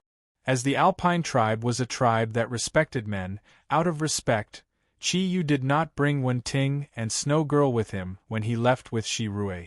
After giving the two girls a few reminders, he followed Tu Jie and Shi Rui to the foot of the mountain on the east side of the basin and entered a wide cave.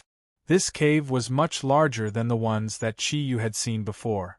It was at least 20 meters tall and 30 meters wide.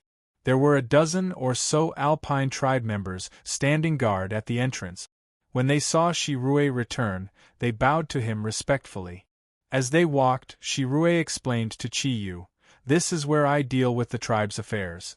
Whenever there's a major event in the tribe, or when the various tribe leaders come for a meeting, it's all done here. Come, let's go in." Upon entering the cave, Chi Yu immediately saw a strange scene. This was a natural cave, and within the cave were many stalactites. Some were 3 to 4 meters long, while the shortest were at least a meter long. Under the illumination of the cave, they flickered with a milky white radiance. Although the radiance was very simple, it gave off a dazzling feeling. Shi Rui brought the two of them into the depths of the cave. There was a huge rock here. The rock was not very tall, only about a meter tall, but it was very wide. Around the rock, there were about 50 stools made of stone. Shi Rui found a stone stool and sat down first. At the same time, he gestured for Chi Yu and Tu Jie to sit. Tu Jie didn't stand on ceremony.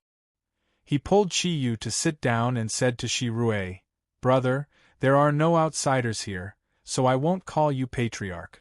Shi Rui smiled faintly and said, "Big brother Tu Jie, what are you saying? We are brothers to begin with." Tu Jie smiled and said, "That's right. Other than participating in the Torch Festival, I'm also here for Brother Chi Yu. Ba Guo has already told you that Brother Chi Yu comes from a small tribe far away, called the Han. He's out traveling in search of the Empyrean's ruins. You've seen more of the world than me. I wonder if you have any news, or if you can be of help to him." Shi Rui glanced at it, thought for a moment and said, "The Empyrean's ruins? This kind of thing is so illusory. It's hard for me to understand why Brother Chi Yu would be interested in it." Chi Yu thought to himself, "How could I not be interested? If we can't find the Kunlun mirrors, we won't be able to find the way back." As he thought to himself, he said, "We Han people like to pursue the unknown. Moreover, we came out this time to see the outside world. As for the Empyrean's ruins, I've only heard of it before. I heard that the Empyrean had left some special items in our world, and all of them have great power. So, to me, searching for the Empyrean's ruins is also an adventure. Life is short and I like challenges. This is obviously the best choice." A trace of doubt appeared in Shi Rui's eyes. "So you're saying that you're an adventurer?" Chi Yu smiled and said, "You could say that. I wonder if Chief Shi Rui has any information about this?" Shi Rui shook his head and said, "I'm sorry. Although I'm the chief of the Alpine tribe, you should have seen that we, the Alpine tribe, have always lived in these mountains. Although I go out sometimes, the time is very short, so I don't know much about the outside world. So, I don't know much about the Empyrean's ruins that you mentioned. I'm afraid I can't help you much." Chapter 124. Shi Rui's eyes revealed a hint of surprise. "The gathering place of the giant beasts? I heard from Ba Guo that you already have your own giant beast partner. Do you want another giant beast? I've never seen anyone with 2 giant beasts." Chi Yu shook his head and said, "That's not the reason. I can't explain the specifics. I just hope that tribe leader can tell me some information about the giant beast." Shi Rui said, "Brother Chi Yu, it's not that I don't want to help you, but the aura of the giant beasts changes frequently. I can't be sure that they are there. As for the giant beasts, I'm only familiar with the situation in this mountain range, but there aren't many traces of the giant beasts in the mountain range. That's why the Alpine tribe can live and work in peace and contentment here. I hope you can understand." Looking at Shi Rui, Chi Yu vaguely felt that he was not telling him the truth. This was because when Shi Rui answered his question, his eyes were flickering, as if he was hesitating about something, or thinking about something. However, he did not say much. After all, this was someone else's territory. If Shirue was unwilling to tell him, there was nothing he could do. However, from the energy aura that Shirue had displayed previously, his personal strength was at least at the level of a heavenly soul among the Yen Huang souls. He was not sure how he would compare to Tu Jie. However, he was definitely much stronger than Bago, who was as strong as a bull. I can understand. If that's the case, then forget it. When the Torch Festival ends, we will leave this mountain range. If we're lucky, we might be able to find them ourselves. Shirue was just about to say something when a crisp voice suddenly sounded from outside. Brother, I heard that big brother Tu Jie is here. Is that true? A slim figure ran in quickly from outside. Her movements were very agile, and in just a few flashes, she had already arrived in front of Chi Yu and the other two. Shirue frowned slightly and said, Rose, how many times have I told you? This is the tribe's conference hall. Without my permission, no one can enter. Why don't you learn your lesson? Didn't the guards outside stop you? Tsk them. Do they dare? The young girl snorted disdainfully. Her eyes lit up as she looked at Tu Jie and said, Big brother Tu Jie, you're finally here. This time, you have to teach me your skills. As soon as the girl entered the cave, Chi Yu's eyes lit up. It was a girl who looked to be 18 or 19 years old. She was about 1.7 meters tall, and her skin was paler than Shirue's. It was only slightly darker than him, but it was full of healthy vitality. The unique leaf clothing of the Alpine tribe outlined her alluring figure even more perfectly, with her towering breasts and plump buttocks. Her slender waist gave people a breathtaking feeling. On her beautiful face, a pair of big black eyes subconsciously glanced at him when she was talking to Tu Jie, revealing a curious light. Her name was Rose, and she was indeed an alluring black rose. Her pretty appearance contained the simplicity unique to the Alpine native tribe, giving off a strange feeling. Tu Jie smiled and said, Rose, I'm afraid of you. All right, if you're willing, after the Torch Festival ends, you can come to my tribe to play for a few days. You've grown up, and I can teach you some of my abilities. Shirue smiled and said, Tu Jie, you can't spoil her like this. This girl is getting more and more unruly. Tu Jie smiled and said, What rules do I need? Isn't Rose as cuter as she is now? Rose giggled and said, Big brother Tu Jie is still the best. Humph, big brother, if you keep controlling me, I'll pretend to join big brother Tu Jie's tribe. Shirue looked at his sister helplessly, showing a trace of love in his eyes. All right, as long as you're willing, you can go. Rose's gaze shifted to Chi Yu's face. Although Chi Yu's appearance was not handsome, his natural noble temperament was not comparable to that of the mountain native tribe. Coupled with his stalwart figure and exposed strong muscles, Rose's beautiful eyes could not help but shine. Big brother, who is he? Why haven't I seen him before? Is he the new chief? Shirue had the highest status in the mountain native tribe. Generally, only the chiefs of the various tribes or people from the headquarters of the native tribe could be brought here by him to receive guests. Shirue's eyes flashed, and he said, Brother Chi Yu is a guest from afar. We're talking about something. You can leave first. Rose said with dissatisfaction, No, I also want to hear what you're talking about. Shirue said angrily, Rose. His voice was a little lower. Rose stuck out her tongue and made a face of grievance. Chi Yu smiled and said, Since Miss Rose wants to hear it, it's fine. Chief Shirue, I think it's about time we end our conversation. You guys talk, I won't disturb you any longer. Anyway, there was no point in staying here. Shirue took a deep breath and suddenly said, Brother Chi Yu, I have a favor to ask of you. I don't know if it's possible? Chi Yu was stunned. He thought to himself, why would Shirue suddenly make a request to me? He had just refused to tell me about the giant beasts and the miracles. It seemed a little inappropriate to make a request under such circumstances. However, although he thought so, He did not show it on his face. He smiled and said, "If there's anything, Chief, please tell me. If I can help, I won't hesitate." Shirue's face relaxed a little. He said, "It's like this. I just thought that although I don't know anything about the miracles, I know someone who might know something. I wonder if Brother Chiyu is interested." Chiyu was taken aback, but he nodded and said, "Of course I'm interested. Then I'll have to trouble you, Chief." Shirue shook his head and said, "No, I should be the one troubling you. My friend was not to be seen by anyone.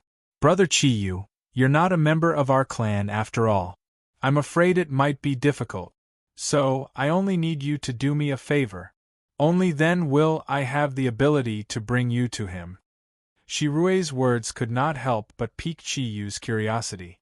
He retracted his footsteps and sat back down. "Please speak, clan leader." Shirue said, "It's like this. The person I'm talking about is the Grand Shaman of the Earth Tribe. He is the wisest of the Earth Tribe, and there is almost nothing he doesn't know about the Yen Huang land. If you can get his help, I think it will be much easier for you to find the miracles. It's just that the Grand Shaman has an extremely high status in the Earth Tribe. He won't leave the Earth Tribe headquarters easily. So if you want to see him, you have to go to the Earth Tribe headquarters. And Brother Chi isn't a member of the Earth Tribe. This is a little difficult, and it's even more impossible to see the Grand Shaman. So I just thought of an idea." Chiyu's heart jumped. He thought about what he had seen and heard after coming to the Alpine tribe's largest tribe, and he understood a little. "What idea is that? Please enlighten me, Chief." Shirue continued, "It's like this. Our 4 major tribes will hold a 4 tribes hero competition every year. Before the competition, each tribe has to go through an internal selection. The Alpine tribe is the largest branch of the Earth Tribe. Therefore, during the Torch Festival every year, we also have to participate in this competition. We pick out the strongest warrior. He will directly become a participant of the Earth Tribe. Back then, Tu Jie and later Bagu all had this honor.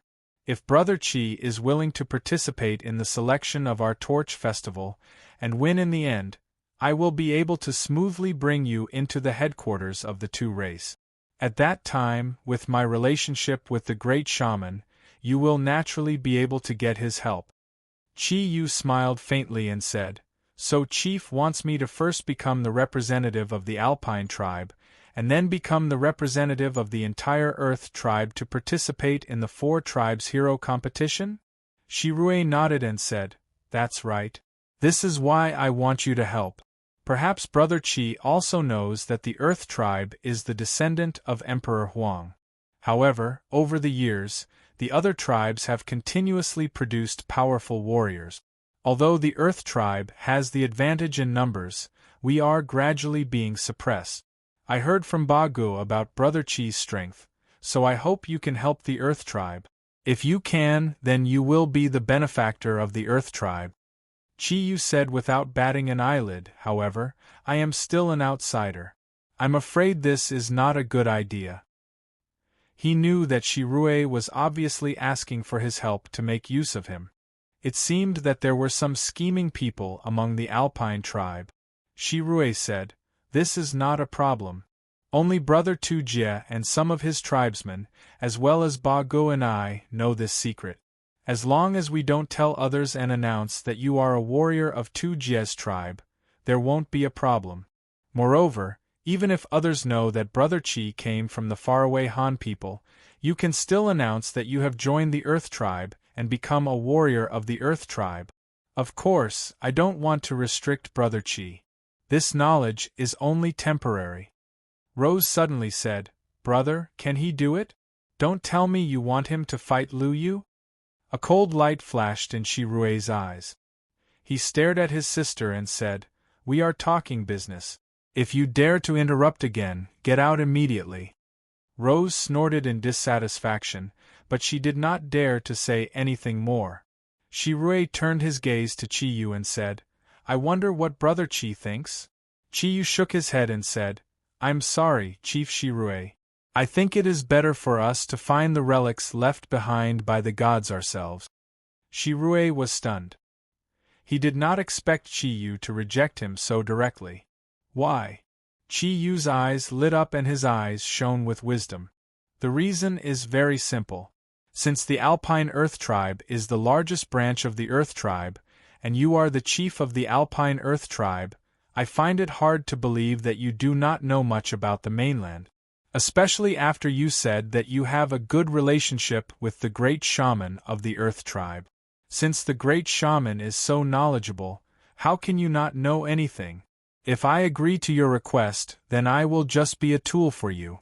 If I am not wrong, you not only want to use me to help the Earth Tribe achieve good results in the 4-clan hero competition, but at the same time, you also want to deal with the Loose Tribe that harmed your son.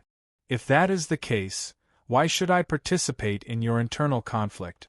This will not do me any good. Taking a step back, even if I agreed to your request and helped the Earths achieve some results in the end, what could I do if the head shaman of your noble clan told me that he didn't know anything? After all, you have your mouth. If you don't tell me, can I still use force? I will only be used by you for nothing. I am sorry, Brother Tujia. I think I do not need to participate in the Torch Festival. I will leave the Alpine Earth Tribe with my wives now. With that, he stood up and walked outside. Hearing Chiyu's words, Shirue's expression changed. In this era, the intelligence of humans was still very limited. Most humans were very simple. He did not expect that his plan would be seen through by Chiyu.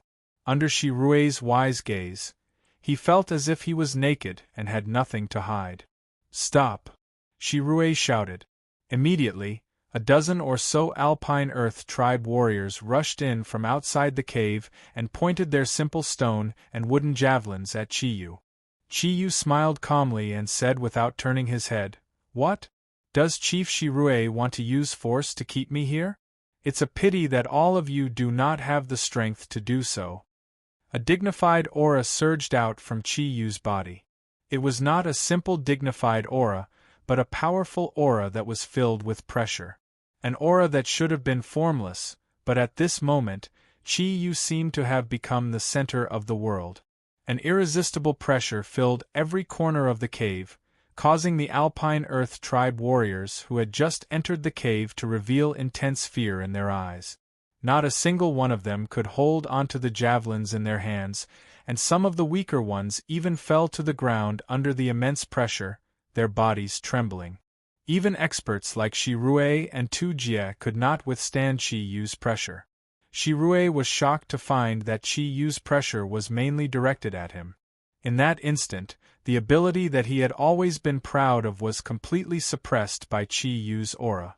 Chiyu did not even turn his head, and just used the pressure from his own body to completely trap Shirue's body, making it impossible for him to summon any energy. A feeling of fear rose in Shirue's heart. He finally understood that compared to this young man who came from the Han nationality, he was far too inferior. They were not even on the same level. "Brother Chiyu," Tujia called out anxiously.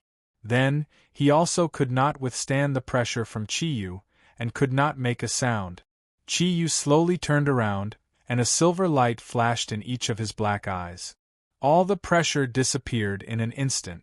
The Alpine Earth Tribe warriors fell to the ground one after another, gasping for breath. Tujia and Shirue also relaxed, as if a heavy burden had been lifted from their shoulders. The shock in their eyes could not be concealed. The one who had suffered the least pressure was Rose. When it came to beautiful women, Chiyu always knew how to take care of them. "Chief Shirue, I just want to tell you that in this world, there are some people who can't be used, and I'm one of them. I treat Big Brother Tujia as a friend, which is why I'm being so polite today. If you still want to use force, I don't mind teaching you a deeper lesson." Shirue was not a fool. In the Alpine Earth Tribe, there were very few people with his intelligence. This was also the main reason why his strength was far above that of his people. Although he had only felt the aura from Chiyu, he had already understood a lot. He hurriedly said, Brother Chi, I have no intention of using force. Don't misunderstand. Chi-yu smiled and said, That's for the best. I think I will only bring trouble to the chief if I stay here. Goodbye. Seeing that Chi-yu was about to leave, Shirue suddenly became anxious. Wait a minute, Brother Chi, I know the whereabouts of the miracles. Hearing this, Chi-yu immediately stopped in his tracks. After all, to him, there was nothing more important than finding the Kunlun mirrors. However, Chi-yu was very smart. He did not show any eagerness and only said calmly, Are you willing to tell me now, Chief? Shirue took a deep breath. Although he was much older than Chi-yu, in front of Chi-yu, he realized that he was no match for him in all aspects. Just talking to him made him feel a great deal of pressure. Brother Chi, it's like this. I didn't lie to you when I said that I wasn't clear. I think you should understand how vague the relics of the gods are. I don't have any concrete evidence, so how can I explain it clearly? However, I've heard from the Grand Priest that there are a few forbidden grounds in the Yen Huang land. Even those huge beasts don't dare to enter easily. Could such a mysterious forbidden ground be related to the relics left behind by the gods? Chi-yu frowned slightly and said, If that's the case, where are these forbidden places? What kind of taboos are there? Shirue said, I don't know the specifics. I only heard the high priest vaguely mention it. Moreover, he seems to be very interested in the forbidden places, especially a forbidden place called Xuanyuan's tomb. I've heard him mention it more than once, so I thought you might be interested. Only the high priest knows the specifics. At this point, I have nothing to hide. Yes, I do have a grudge against the Luz tribe. At this point, Shirue no longer concealed his emotions, and his eyes revealed a strong hatred. Chi-yu looked at him quietly and waited for him to continue. Shirue said, My son was originally the hope of the Alpine tribe, and even the entire tribe. When he was 10 years old, he even received a year of guidance from the high priest. Whether it was in terms of ability or intelligence, he was far superior to the rest of the tribe. At the same time, he was also my pride. However, at this time last year, when my son finally found a powerful huge beast that could become a companion to a huge beast, he suddenly ran into danger. When we found him, only half of his body was left. Chi-yu asked curiously, I heard from Big Brother Tujia that when your tribe searched for a huge beast companion, they were accompanied by warriors who already had a huge beast companion. Since he was your son, didn't you protect him? Shirue's eyes were filled with sorrow, and his eyes had unknowingly turned red. Of course I did, that was my son. But at that time, my son had already tamed the huge beast, and the huge beast had already accepted him. I had many things to deal with in the tribe, so I returned to the tribe first. However, after a whole day, he still hadn't returned. In my anxiety, I had to go out again to look for him, but this time, all I found was his corpse. Brother Chi, can you imagine how I felt at that time? I only have this one son. Chi-yu said, But how can you be so sure that this was done by the Lu's father and son? Shirue clenched his fist. Who else could it be? Lu Yu's giant beast companion is the giant beast that my son found back then. If it wasn't him, who else could it be? Although I didn't know how they did it, I was almost certain that this was a sin that they had committed. If I had evidence, I wouldn't have let them live until now. For the sake of the stability of the Alpine tribe, I had been enduring and secretly sent people to investigate. At the same time, I personally went to the tribe's headquarters to ask the high priest why such a situation would occur even though the huge beast had already agreed to become my son's companion. Later, the high priest told me that there was only one reason for this situation, and that was that the huge beast itself had become someone else's companion. Under its original master's scheme, it harmed my son. According to the reports from the spies I sent to the Luz tribe, Lu Yu, the son of Luz, already had a huge beast companion more than 2 years ago.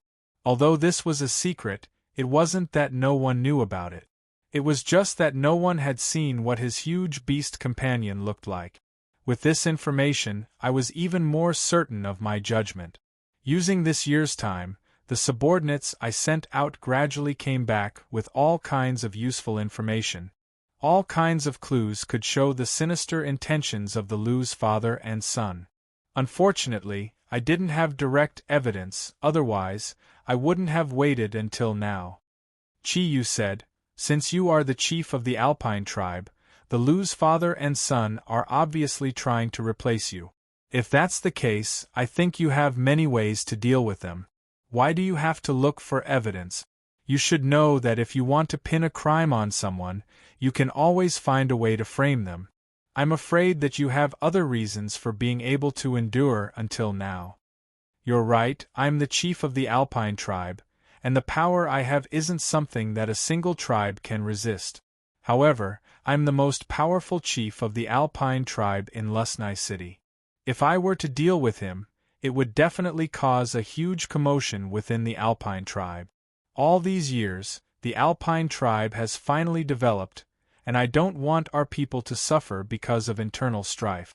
That's why I've been suppressing the pain in my heart. I don't even dare to see the father and son too often, for fear that I won't be able to control myself and do something detrimental to the entire tribe. Today, I'm asking for your help because I want you to kill the murderer of my son, Lu Yu. As for Luz, without his son and his ultralisk companion, he won't be able to stir up any trouble. For the sake of the entire tribe, I can even leave him alone. Brothers Chi, I have too many concerns in my heart, so I have no choice but to hide some things from you. I hope you can forgive my selfishness. If you want to leave, we will definitely not stop you. Of course, we can't stop you at all. However, no matter what, please leave after participating in our torch festival. Let me do my part as a host. What do you think?" Chi-Yu looked into Shirwei's eyes, shook his head gently, and said, "You're a qualified chief. Even in the face of the pain of your son's death, you can still put your people first. From this point, you're worthy of my admiration. All right, I'm willing to help you take revenge. Of course, you must fulfill your promise after this and bring me to your high priest. As for whether or not I'll help your tribe in battles in the future, it will depend on whether the information your high priest has given me is useful." He was not a utilitarian person, but if he was being used for nothing, he would definitely not do it. Shirwei did not expect that Chi-Yu would actually agree in the end. The main reason he asked Chi-Yu for help was to take revenge. As for whether or not he would help the tribe in the competition, it was secondary. Shirwei was overjoyed and said, "Brothers Chi, I really don't know how to thank you." Chi-Yu said indifferently, "There's no need to thank me. Brother Tu Jia, I'll go back to your tribe to rest. When the Torch Festival begins, I'll naturally represent your tribe to participate in the selection." After saying this, he walked out of the cave without looking back. Looking at the back of Chi-Yu, Rose could not help but show a trace of confusion in her eyes. Since she was a child, it was the first time that she saw her brother begging someone like this, and this person was so young. In this short period of time, Chi-Yu had left a deep impression in her heart. After Chi-Yu left, Shirwei suddenly sat down on the ground. At this time, he found that his body was covered with sweat. It could be seen how much pressure Chi-Yu had brought to him before. "Brother Tu Jia, do you think what I did was right or wrong?" Tu Jia said with a wry smile, "Brother, you were simply playing with fire just now. Although I don't know how strong Chi-Yu is, judging from the 9-headed serpent he summoned that day, I'm afraid that even the strongest warrior in our tribe is no match for him. However, I can feel that he is a very sincere person. Only when you treat him sincerely will you get his help." Shirui blushed with shame as she said, "I understand. Big brother Tu Jia, I was too rash before." Chi-Yu returned to Wen-Ting and Snow Girl and told them everything that happened in the cave. After listening to Chi-Yu's words, Wen-Ting felt a little strange and said, "Since they wanted to use you at that time, why did you agree in the end?" Chi-Yu smiled and said, "From the 3 words Xianyuan tomb, don't you think of anything?" Wen-Ting's eyes lit up. Snow Girl, who was beside her, also revealed a surprised look. The two girls said almost at the same time, Xianyuan sword? Qiyu made a shushing gesture and said, "Be quiet, both of you. If Xianyuan tomb really exists, it is very likely that the most powerful of the 10 divine weapons, the Xianyuan sword, is preserved there. It is also the divine sword that Huang Emperor used to kill Qiyu. Since the two tribe are the descendants of Huang Emperor, it is very normal for their high priest to always think about the Xianyuan sword." Wen Ting said, "Qiyu, are you alright?" Qiyu was stunned and said, "Ah? What do you mean?" Wen Ting said angrily, "What we need now is the Kunlun mirrors, not the Xianyuan sword. No matter how powerful the Xianyuan sword is, it can't send us home. Don't you understand? Greedy guy." Qiyu laughed and said, "A man who is never content is like a snake trying to swallow an elephant. Everyone is greedy. This is a very normal thing. That is the Xianyuan sword. Just the name alone is enough to make my imagination run wild. Of course, I am interested in this Xianyuan tomb because of the Kunlun mirrors. Since it is also one of the 10 divine weapons, then Xianyuan tomb is very likely to have information about other divine weapons." Snow Girl said coldly, "That is only your wishful thinking." Qiyu said, "Maybe. More importantly, since the High Priest knows about a few forbidden areas, if we can get his help, perhaps there will be the existence of the Kunlun mirrors in these forbidden areas. Therefore, we must go to the headquarters of the Earth Tribe. However, in this era, it is difficult for us to even find a sense of direction, so how can we find the route to the Earth Tribe? Now we can only rely on the Alpine native tribe, which is why I agreed to Shirwei's request. At the same time, I can see that Shirwei is a qualified tribe leader, so it's not a bad thing to avenge him. I also hate that guy called Lu Yu. You should have seen that his giant beast companion is clearly a ferocious beast." Wen Ting said, "You make the decision. Since you think it is possible, I have no objections." Snow Girl glanced at Qiyu and simply closed her eyes. Obviously, she did not want to participate in the discussion. Chapter 125. At this time, all 36 tribes of the Alpine native tribe had arrived at the basin. Under the arrangement of Shi Rui's clansmen, they neatly surrounded the center of the basin. There were many piles of firewood in each tribe, and in the center of the basin, there was a huge pile of firewood that was 10 meters high and 30 meters in diameter. Obviously, that was the main bonfire. Some of the surrounding bonfires had begun to burn. The Alpine native tribe of each tribe took out all kinds of food that they had brought and began to make the final preparations. When Shirue arrived at the center of the basin, it was already late at night. The surrounding torches and bonfires of each tribe had already been ignited. With the appearance of Shirue, loud cheers sounded. Obviously, these Alpine native tribe people were very supportive of their chief. Shirue's face was very calm, as if nothing had happened. He walked to the huge pile of firewood in the center of the basin and stopped. At this time, Tu Jie had also returned to his tribe. Rose followed behind Shirue. At this time, she had already changed into a leopard skin outfit. However, the leopard skin was pitifully little. Most of her round thighs and plump breasts were exposed. Coupled with her alluring beauty, the young people of the Alpine native tribe immediately cheered even more wildly. Shirue said in a loud voice, "Good, this year is a year of harvest. The population of the 36 tribes of the Alpine native tribe has increased a lot. At the same time, the number of attacks by giant beasts has decreased. The annual Torch Festival is a day of celebration for the Alpine native tribe, and also a day of celebration for the entire Alpine native tribe. I won't say much. Children, let us use the happiest laughter to welcome the Great Torch Festival. Use your sincerity to ask for the protection of God. Use your most sincere feelings to find your lover. I, Shirue, as the chief of the Alpine native tribe, declare the official start of the Torch Festival." With the help of his own energy, His voice spread to every corner of the basin and clearly entered the ears of every alpine native tribe member. As soon as his voice fell, cheers sounded. Shirue threw the torch in his hand into the huge pile of firewood. The flames rose and the huge pile of firewood gradually burned. The elders, women, and children of each tribe were sitting around the fire. Some were eating, some were preparing various kinds of food. The young men and women of the alpine native tribe had already begun to dance their unique dance. Accompanied by loud cheers, the whole basin suddenly became lively. Each of them held a torch in their hand, shouting and dancing happily. The Torch Festival is a festival to thank God for giving us the fire seed. With fire, we can have today's development. Tujia had already come to Chi Yu's side. The surrounding people were all dancing. At this time, the young people of the alpine native tribe had already gone crazy. The thing that Chi Yu was worried about had happened. Many women of the alpine native tribe came to invite Chi Yu to dance with them.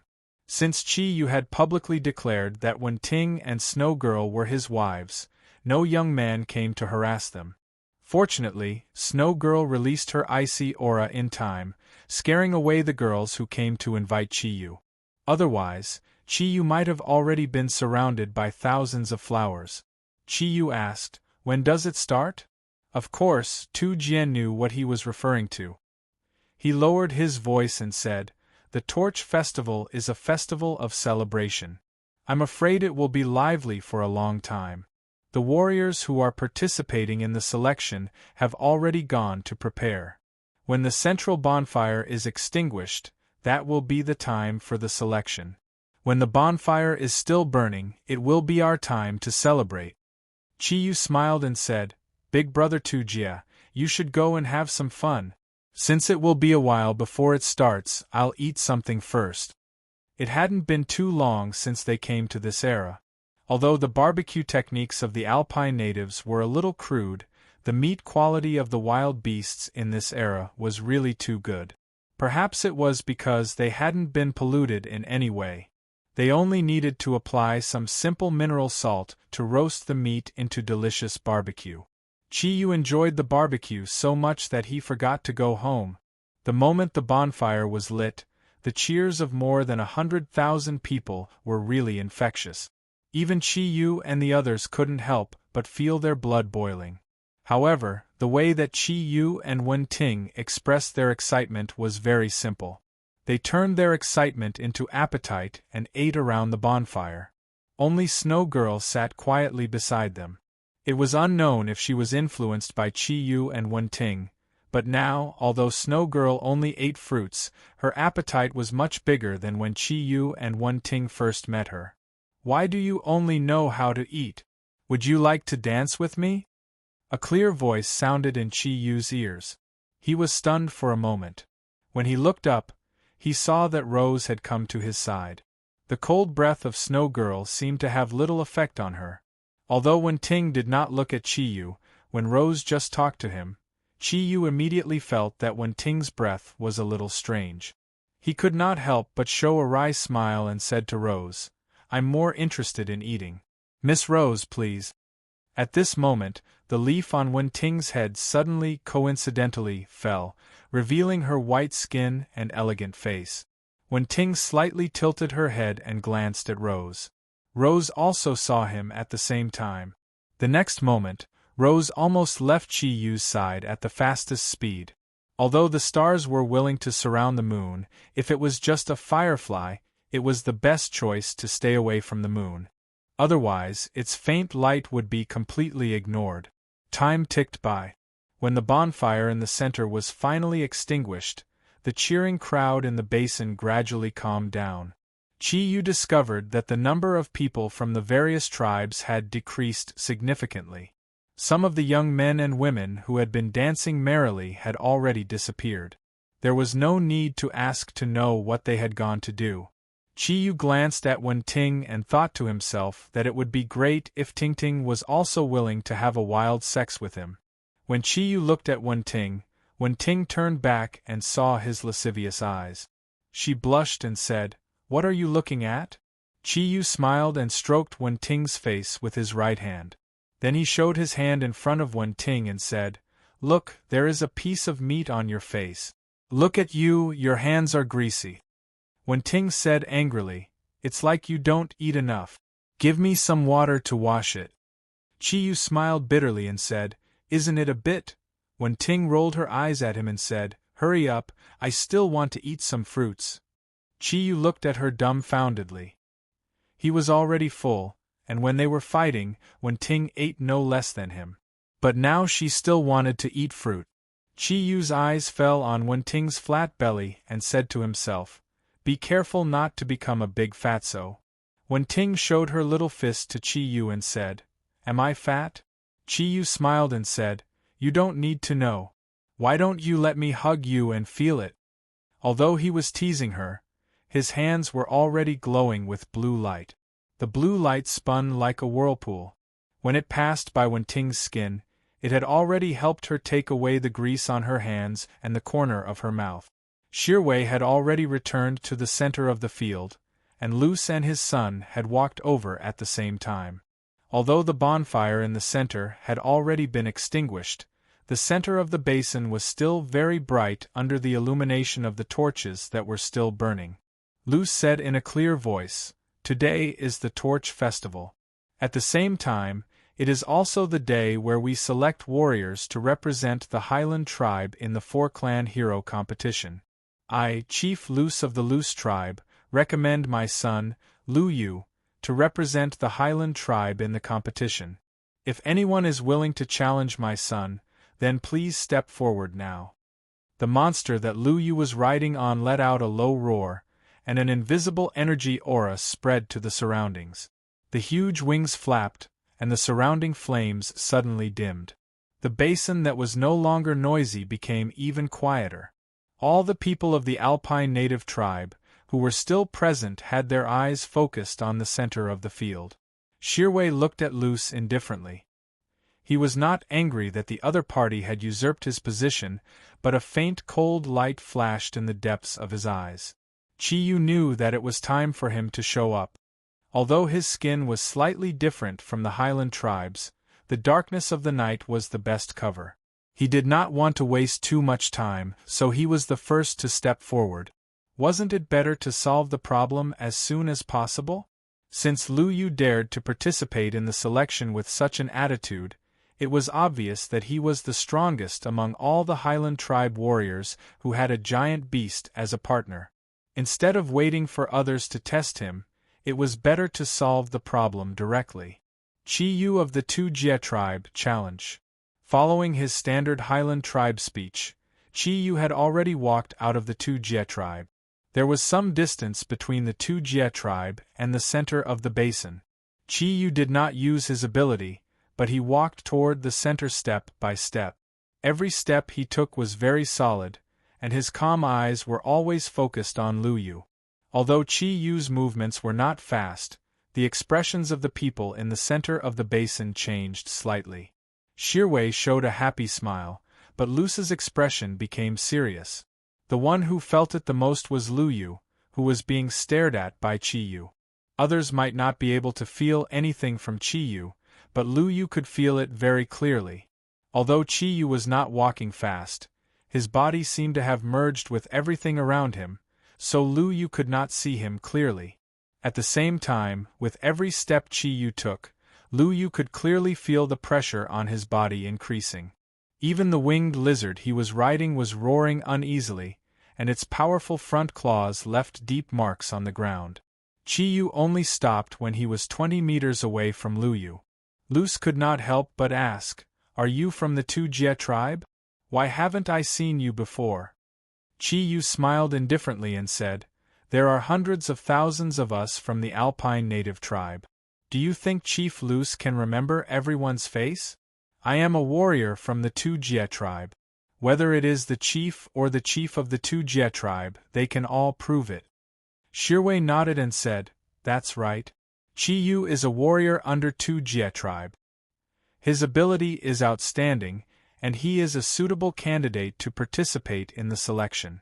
Since he has issued a challenge, let's begin immediately." Giant beast partners have no eyes when attacking. Both parties, please pay attention to your safety. As he spoke, he gave Chi-Yu a cold look, then turned around and walked towards his tribe. Although Luce had a deep conflict with Shirwei in the dark, Shirwei was the chief of the Alpine native tribe after all. Since he had already said so, Luce could not say anything else. He gave his son a look and left quietly. At this time, only Chi-Yu and Lu-Yu were left in the center of the arena, staring at each other from afar. Lu-Yu looked at Chi-Yu coldly. He naturally understood what his father meant.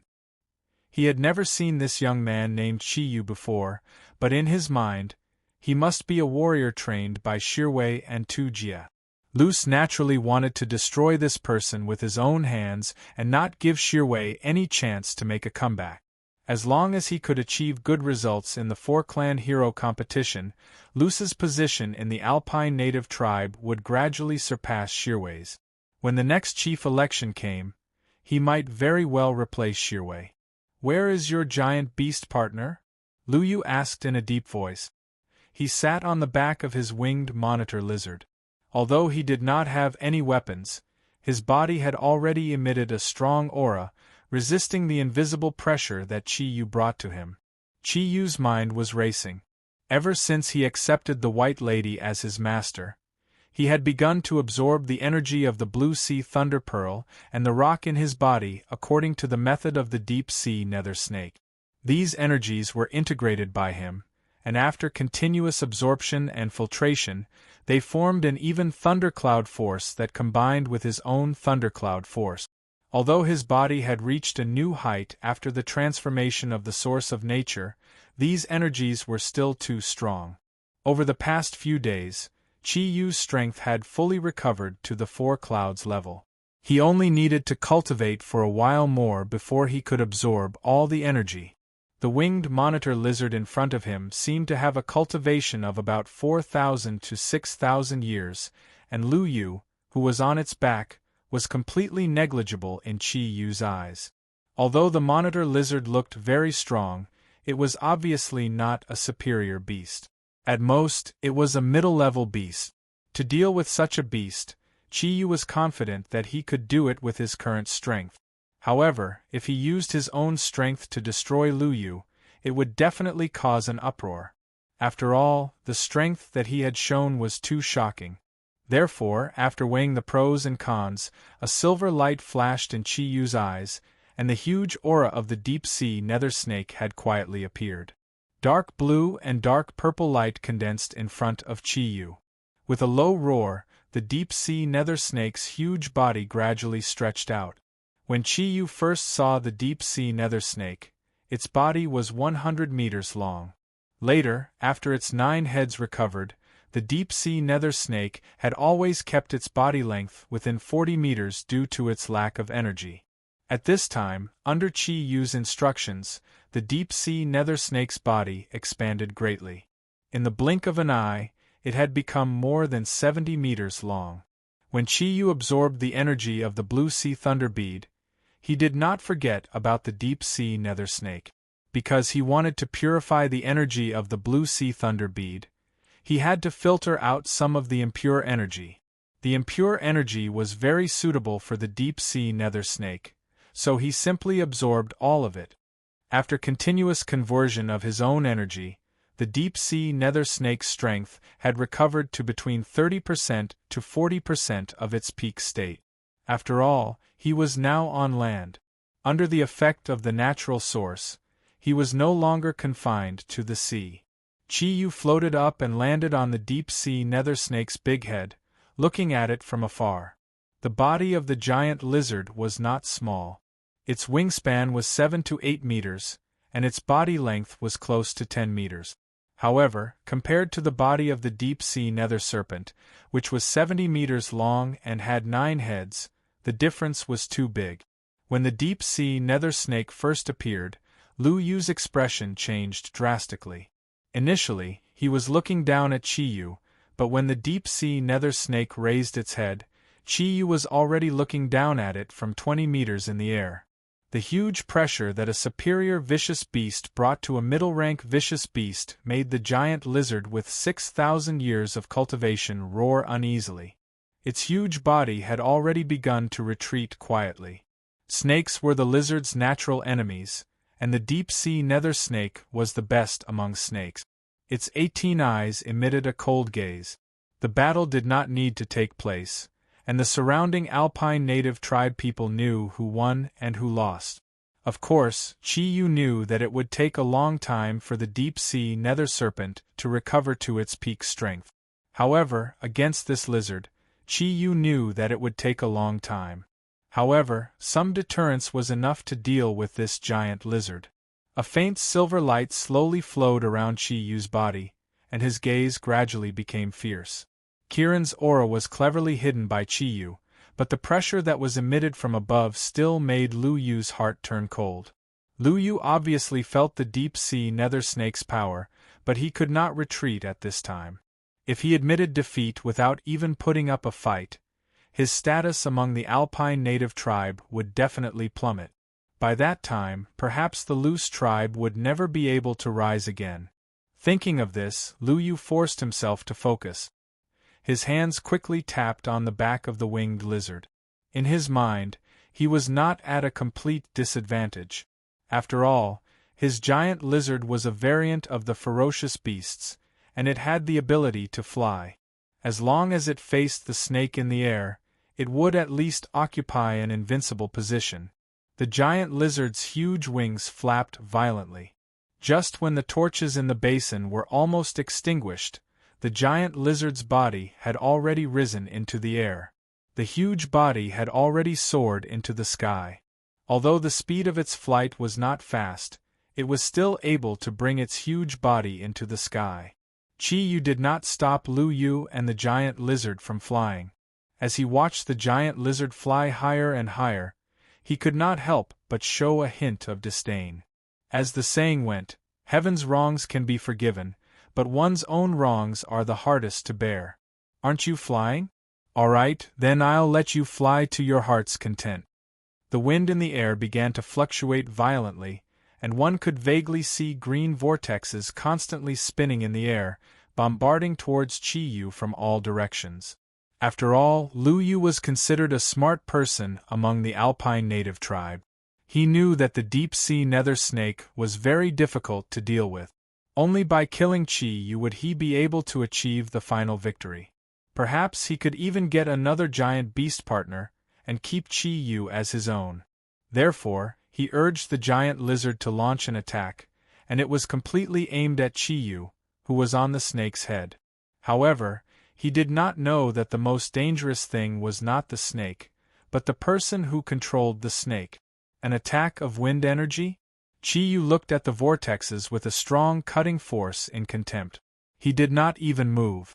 At that moment, his body seemed to have become one with nature, and also seemed to have become one with the deep-sea nether snake. A faint green light radiated from him and the deep-sea nether snake. When the wind in the air touched Chi-Yu's body, it suddenly disappeared. Chi-Yu's body did not even move, as if nothing had happened. The source of nature did not only transform Chi-Yu's body, but the fruit of the King of God had also turned Chi-Yu's body into the source of nature. In theory, water, fire, earth, and wind were all natural energies. If one wanted to use the energy of nature to hurt Chi-Yu, it would only be possible if one's strength was far above Chi-Yu's. In other words, any natural energy attack on Chi-Yu would be weakened by Chi-Yu's own aura to a certain extent. Lu Yu had used the winged giant lizard to test the waters. This kind of energy was no different than a tickle to Chi-Yu. The deep-sea nether snake's 9 heads were raised at the same time, waiting for Chi-Yu's order. It had also been a long time since it showed its strength. Ever since Chi-Yu took it as an envoy, it had been very depressed. When Chi-Yu became the source of nature, it regained its 9-headed body, and the situation changed. With 9 heads, he would be able to recover his energy at an extremely fast rate. What's more, it had Chi-Yu's help.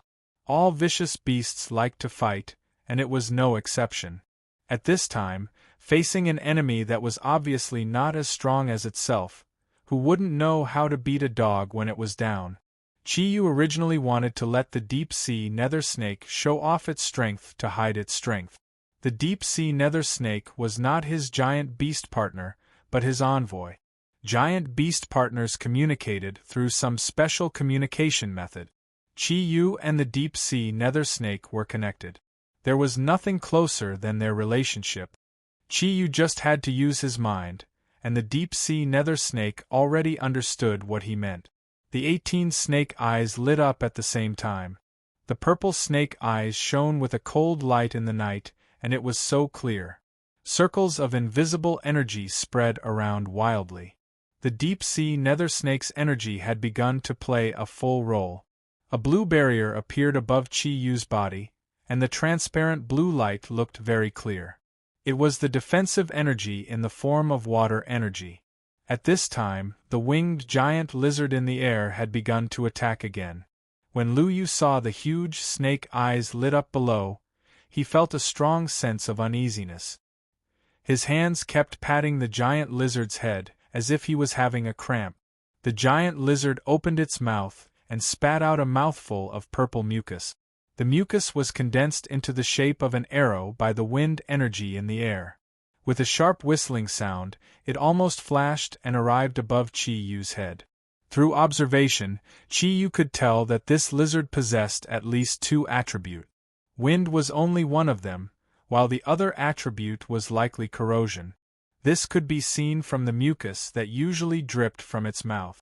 This mouthful of purple mucus was spat out under the effect of the wind energy.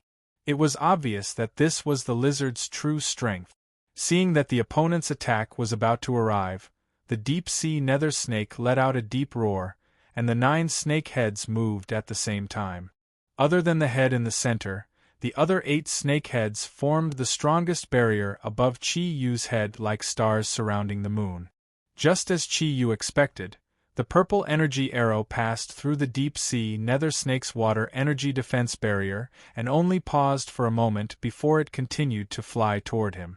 At this time, the deep-sea nether snake's 8 snake heads were just in place. Corrosion ability? The deep-sea nether serpent couldn't help but sneer inwardly. As one of the 3 great clans of the fierce beast world, the deep-sea nether serpent clan was also proficient in corrosive techniques in addition to their powerful water attribute energy. Of course, their corrosive ability came directly from their venom. Chi-Yu had almost died to its corrosive venom back then, so how could it be afraid of the 2-winged lizard's corrosive attack? The snakehead on the far left opened its mouth slightly, and a bolt of purple lightning suddenly shot out. Amidst a loud bang, the opponent's purple energy arrow instantly disappeared. At the same time, the winged lizard in the air was unforgiving. Feeling that it had the upper hand, under Lu Yu's command, it kept spitting out streams of corrosive venom and energy arrows that were a combination of wind energy. Lightning was the righteousness of heaven and earth. It was the best way to deal with these evil abilities. This was also why the deep-sea nether snake and Chi-Yu were so afraid when they encountered the perfect thunderstorm.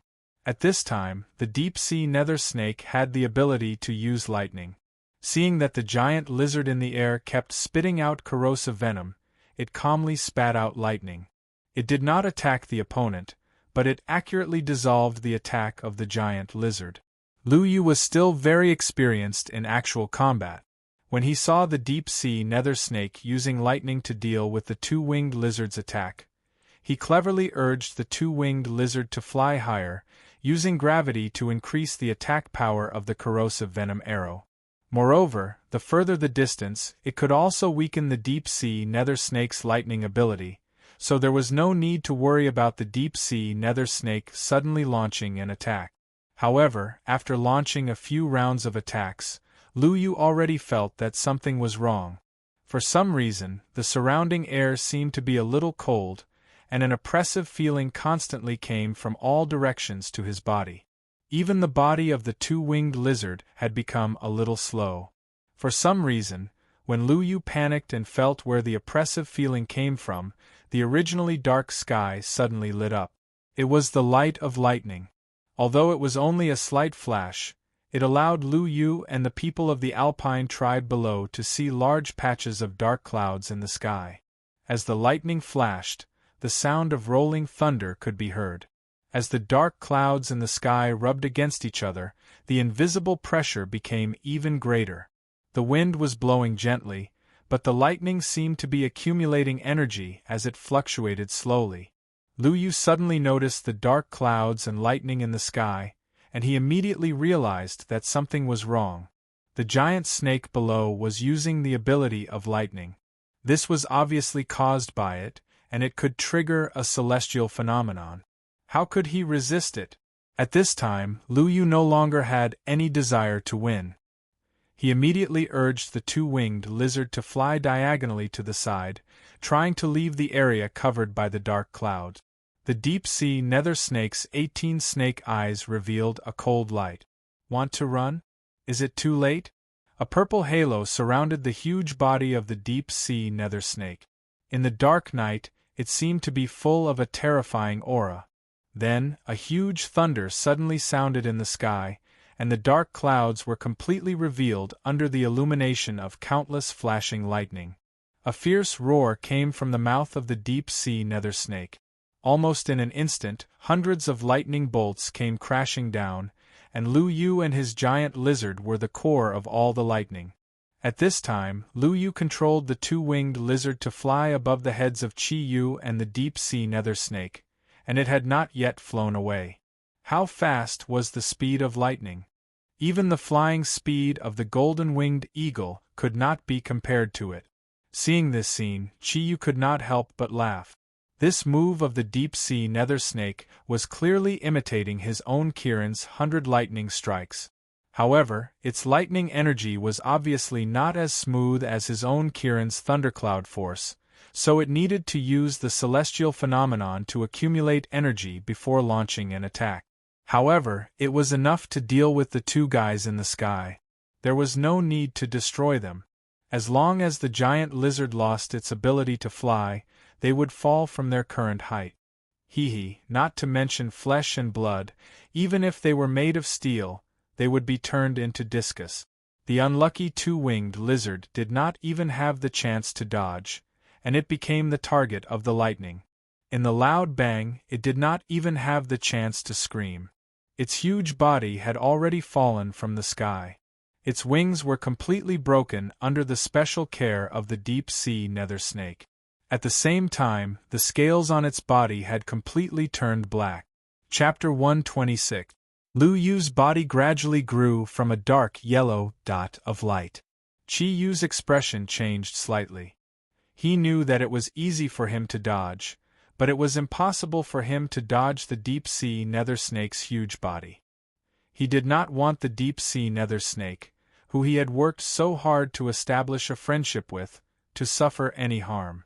Kirin's ability was only revealed at this moment. The black and silver lights rotated and rose from the center of the 8 snake heads. Under the effect of the powerful energy, the deep-sea nether snake's 8 heads swung around at the same time. Chi Yu, who had his right fist raised high, looked majestic as he stood on the red snake head in the center of the deep-sea nether snake under the night wind. Everything was over. The winged monitor lizard's body was blasted hundreds of meters away by the deep-sea nether snake's bombardment and fell heavily to the ground. Its human companion, Lu Yu, had disappeared from this world forever. The winged monitor lizard's body was indeed very strong.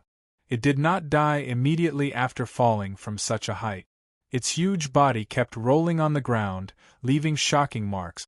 Chi Yu sighed in his heart. He had to show his strength to solve the problem. His silver eyes focused on the winged monitor lizard, and the Kirin pearl on his chest shone brightly.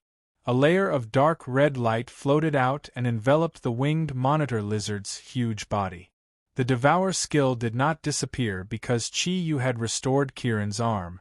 How could he let go of such a 6,000-year-old vicious beast's energy? Even after filtering, a part of it could be absorbed for his own use. He only needed to absorb it for a period of time. Silence. The entire basin had fallen into complete silence. From the beginning to the end of the battle, it had only been a few minutes. Qi Yu had only attacked once from the beginning to the end, but Lu Yu and his giant beast companion had been completely destroyed. Son! Lu screamed and rushed out of his tribe. He didn't care how powerful the deep-sea nether snake's energy was and went straight for Qi Yu. With a flash of light, the huge body of the deep-sea nether snake had returned to Qi Yu's body through the Kirin orb. Qi Yu stepped on the magical Kirin orb and easily avoided Lu's attack. With a few flashes, he had returned to Tu Jie's tribe. On the surface, the two-winged monitor lizard's carcass did not seem to have changed much from the creation network, but its internal energy had been forcibly extracted by Qi Yu. Qi Yu realized that this double-winged monitor lizard wasn't as powerful as he had imagined. It didn't even have a NEI pill. It probably only had wings under special circumstances. He had already done what he needed to do, and he didn't need to worry about the rest. Behind him, Wen Ting and Snow Girl left the scene quietly under the guidance of Shirwei's subordinate. They came to a dry cave. The basin was in chaos, and even the entire Alpine native tribe was in chaos. However, this had nothing to do with Qi Yu. After returning to the cave, he gave Wen Ting a few simple instructions and immediately went into cultivation. To him, nothing was more important than cultivation. The chaos in the Alpine native tribe lasted for a full 10 days before it gradually calmed down. After all, Luce was not the chief. Under Shirwei's suppression, he couldn't cause any more trouble. A year ago, Shirwei's grief over the loss of his son had also appeared on Luce. The death of his son had caused him to lose all hope. In the end, he still brought his people back to his tribe. From then on, Luce's tribe never recovered. They no longer had the power to compete with Chief Shirwei's first tribe. In the cave where Qi Yu lived. Qi Yu, I'm so bored. Are we still going to continue cultivating? Wen Ting shook Qi Yu's arm. She said with slight annoyance. They had already stayed in the cave for 10 days. Perhaps it was because she had been half imprisoned in an ice cellar when she was in Yan Huang's soul, but Snow Girl didn't mind the loneliness. However, Wen Ting had been cultivating ever since she came to this era. These few days were really boring. She couldn't help but complain when Qi Yu had just woken up from his cultivation. Qi Yu pulled Wen Ting's hand and said, Ting Ting, why don't I take you out for a walk? Wen Ting nodded lightly and said, All right, let's go out for a walk. I don't know when the Four Tribes Hero Conference will start. Qi Yu, why don't we just leave this place? Qi Yu said, I also thought about leaving. After all, I'm not sure if the Xianyuan tomb that Shi Rue mentioned exists. However, in this era, we are unfamiliar with the people and the place. In addition, I have the ability to improve my abilities in a short period of time, so I decided to stay. At least we can cultivate here without worry. Let's wait a little longer. Even if we want to leave, we have to wait until I have completely filtered and absorbed the energy in my body. At that time, we will at least have the ability to protect ourselves. Hey, someone's coming. As soon as Qi Yu's voice fell, he saw Shi Rue walking in from outside. Together with him was his sister, Rose. Brothers Qi. Shi Rue smiled and greeted Qi Yu. Qi Yu said, Chief, are you done with the matters of your tribe? Shi Rue smiled and said, This time, Luce will never be able to make a comeback. Lu Yu is dead, and he has lost his greatest support. Brothers Qi, I haven't had the chance to thank you yet. Qi Yu waved his hand and said, There's no need to thank me. I just want to know how long it will take before we can go to the headquarters of the earthly tribe. Shi Rue said, I came to find you because of this. There are still 3 months before the Four-Clan Hero competition. I know that you are anxious to find the heavenly god's ruins, so I came to find you. I'm prepared to bring you to the headquarters of the earthly tribe. Speaking until here, he sighed and said, To be honest, from a selfish point of view, I really want to keep you for 3 months. Please represent the Alpine earthly tribe in the competition. But after careful consideration, I can only keep you once, but I can't keep you forever. If the alpine earthly tribe wants to become stronger, we can only rely on our own strength. So I've thought it through. As long as you are willing, we can leave at any time. When we arrive at the headquarters of the earthly tribe, I'll ask the high priest to tell you about the heavenly god's ruins. That way we won't owe each other anything. Chiyu took a deep look at Shirue. He couldn't help but have a good impression of this chief. He nodded and said, "Then I'll have to trouble Chief. If that's the case, let's leave tomorrow." "Brother, I'll go with you too, okay?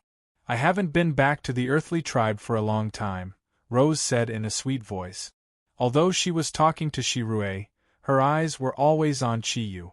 The strength that Chiyu displayed when he destroyed Lu Yu was too terrifying. The Genesis Network was full of curiosity about this mysterious young man.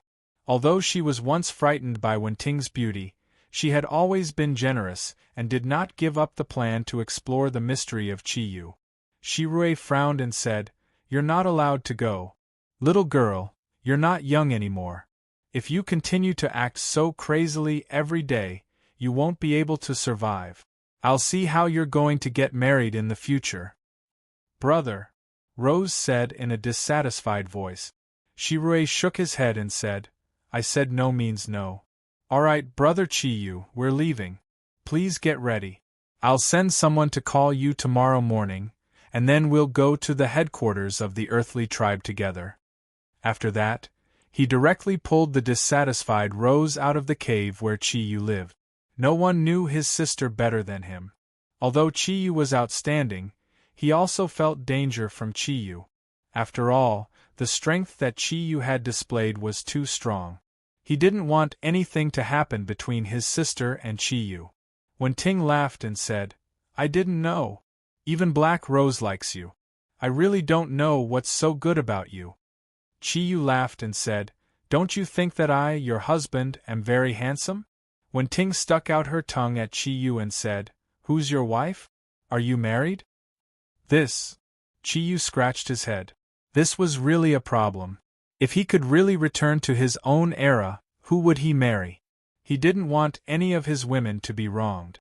The next morning, Chiyu brought Wenting, Snow Girl, and Shirue out of the Alpine tribe. In the end, Shirue did not bring his sister. He only brought Bagu and 10 other Alpine tribe warriors as guards. Originally, Shirue wanted to let Tu Jie go with them, but considering that Tu Jie had to go back to his tribe, he had to give up. Before Chiyu left, he left some simple cultivation methods for Toussaint. He had a good impression of that simple and honest child. After leaving the basin of the largest tribe of the Alpine tribe, a group of more than 10 people moved quickly in one direction. In the beginning, Shirue was worried that Wenting and Snow Girl would not be able to keep up with their speed, so he wanted them to sit on Baji's black tiger. But after traveling for half a day, he finally understood that there was always someone better than him. There was not even a drop of sweat on the faces of Wenting and Snow Girl. They did not look like they were in a hurry, they looked like they were on a sightseeing trip. It might be fast for ordinary people, but it did not affect them at all. Bagu now worshipped Chiyu very much, mainly because Chiyu had taught Lu Yu a lesson. His original dominance had disappeared, and he pestered Chiyu along the way, insisting that Chiyu be his disciple. But Chiyu was not from this era, so he politely declined in the end. He only occasionally pointed out a few mistakes in Baji's cultivation. Just this alone was already very beneficial to Bagu. Through the conversation with Shirue, Chiyu gradually gained a deeper understanding of the situation in this era of the ancient beast. Now, the 5 major tribes of the human race were located in different directions of the Yan Huang land. The Tu tribe was located in the center of the entire Yan Huang land. The Alpine Tu tribe was located in the east, quite a distance from the headquarters of the Tu tribe. Instead, they were closer to the White tribe in the east. As for the other tribes, they were located in different directions. The Jili people, the common enemy of the other 4 tribes, were located in the west of the Yan Huang land. Chiyu continued to cultivate on the way. In order to better cultivate, he summoned the deep-sea nether snake from the second day. He, Wen-Ting, and the Snow Girl sat on the back of the deep-sea nether snake. The Snow Girl and Wen-Ting looked at the surrounding scenery and protected him, while he quietly cultivated on the back of the deep-sea nether snake. In the past few days, Chi-Yu had clearly felt that his ability was about to have a breakthrough. Although he did not know when the breakthrough would be, as long as his energy continued to grow, the time for the breakthrough would eventually come. Therefore, he was not in a hurry. He just quietly cultivated. With many previous experiences, the current Chi-Yu had become much more mature. They used 4 days to leave the mountain range, and began to enter the hinterland of the Yan Huang land. As they walked, Chi-Yu did not cultivate. His cultivation had reached a bottleneck, and breaking through it was not something that could be done overnight. Therefore, he simply relaxed a little and chatted with Shi-Rui and Ba Ge. "Chief, are we now in the central part of the Yan Huang land?" Chi-Yu asked with a smile. Shi-Rui said, barely. "We have already been out for 7 days. The Yan Huang land is vast and full of resources. The mountain range where the Alpine tribe lives is in the central east, and we are now at the edge of the central part. I estimate that in another 10 days or so, with our current speed, we can reach the headquarters of the Alpine tribe." Chi-Yu said, "Chief, I don't understand. Since the rulers of this era are those huge beasts, why can the Alpine tribe live in the central part of the Yan Huang land? Don't the mythical beasts and ferocious beasts want to occupy that place?" Shi-Rui smiled mysteriously and said in a low voice, "From a certain point of view, those huge beasts see us humans as their vassals. To them, we humans are really too weak. Therefore, they are not too interested in our lives. At the same time, our tribes that have survived have their own secrets. For example, the reason why the Alpine tribe can survive in the mountains is mainly because we have the protection of the guardian mystical beast. That is why we have never been attacked by other huge beasts. The headquarters of the Alpine tribe is the same. To tell you the truth, our high priest is the strongest among the warriors of the Alpine tribe. His huge beast companion is the protector of the entire Alpine tribe. It is because of his existence that the Alpine tribe can be protected in the central part of the Yan Huang land and not be harmed by other huge beasts." "Oh? Then can I know what the guardian mystical beast of the Alpine tribe and the guardian mystical beast of the Alpine tribe are?" Wen-Ting asked curiously. Shi-Rui thought about it and said, "The guardian mystical beast of the Alpine tribe is a huge white flood dragon in the mountains. We do not know where it lives, but we know that it is the strongest in our mountain range. As long as the other huge beasts in the surroundings sense its aura, they do not dare to enter the range of the mountain range. This allows us to live a relatively peaceful life." Hearing Shi-Rui say this, Chi-Yu, Wen-Ting, and the Snow Girl could not help but look at each other. He was obviously talking about the white snake. However, the white snake had now become Chi-Yu's slave and had been abducted. If Shi-Rui knew that the guardian mystical beast had been taken away by Chi-Yu, who knew what he would think? However, the matter had already been settled. Even if Chi-Yu wanted to help Shi-Rui, there was nothing he could do. Who asked the deep-sea nether snake to be so deeply in love with the white snake? Coughing, Chi-Yu asked, "Then what is the guardian mystical beast of the Alpine tribe? Will it be more powerful?" Shi-Rui's eyes revealed a trace of reverence as he said, "I'm sorry, Brother Chi. Although I know about this, I cannot tell you. This is the top secret of the Alpine tribe. I can only say that the guardian mystical beast of the Earth tribe, the great shaman's giant beast companion, is one of the most powerful giant beasts in the world. At the same time, it is also the representative of peace, the guardian mystical beast of the Earth tribe." As they spoke, they had already crossed a plain and entered a hilly area. The era of the ancient giant beasts was indeed an era without any pollution. Even in the hilly area, it was still surrounded by greenery. The air was so clear that one could smell the fragrance of plants and soil when breathing in. Ba Ge said, "Chief, let's rest for a while. I'm hungry. Shirue nodded and directed the warriors of his tribe to find a relatively flat place to stop. They took out all kinds of food from their bags and sat together to rest for a while. Chi-Yu did not understand the seasons of this era. He only felt that the weather was very hot. However, as long as they were in a shady place, the heat would be greatly reduced, so it was still very comfortable.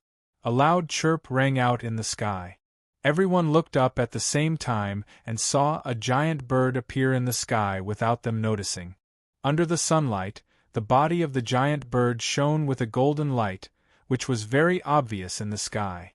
Chi-Yu couldn't help but be shocked at the sight of this giant bird. He might not recognize the other ancient beasts, but he was very familiar with this giant bird. It was the golden-winged great pring that he had once destroyed with his ultimate Qilin arm. Compared to the golden-winged eagle that he had destroyed, the golden-winged eagle in the sky of the Genesis network was slightly smaller. As it was too far from the ground, Chi-Yu could not fully feel the energy aura it emitted. He could only roughly estimate the strength of its energy. While Chi-Yu was shocked, Wen-Ting could not help but change her expression. The golden-winged eagle had also left a very deep impression on her. Her expression changed drastically, and she whispered to Chi-Yu, "What should we do?" "It's the golden-winged eagle." Chi-Yu looked up at the golden-winged eagle in the sky and gestured to Shirue and the others beside him. Shirue hurriedly led his people to crouch on the ground, trying to hide as much as possible. Even Ba Ji's black tiger subconsciously crouched on the ground, obviously full of fear towards the golden-winged eagle in the sky. The golden-winged eagle did not attack Chi-Yu and the others. When it flew above Chi-Yu and the others, it only circled a little before flying back in the direction it came from. Shirue only heaved a sigh of relief when the giant golden figure completely disappeared. That giant beast just now seemed to be very powerful. Fortunately, it did not attack us, otherwise we would be in big trouble. This kind of giant bird beast is probably the perfect counter to Brother Chi-Yu's snake-shaped giant beast. Chi-Yu nodded. He had once suffered at the hands of the golden-winged eagle, and at the same time, he also had the ability of the golden-winged eagle, so he naturally understood how terrifying this giant bird was. The golden-winged eagle was the descendant of the golden-winged eagle. He was afraid that there would be a place for them among the strongest species of the beast. Patriarch Shirue, let's hurry on with our journey. I keep feeling that something is wrong. The golden-winged eagle is a type of beast. With its eyesight, there is no way it did not notice us.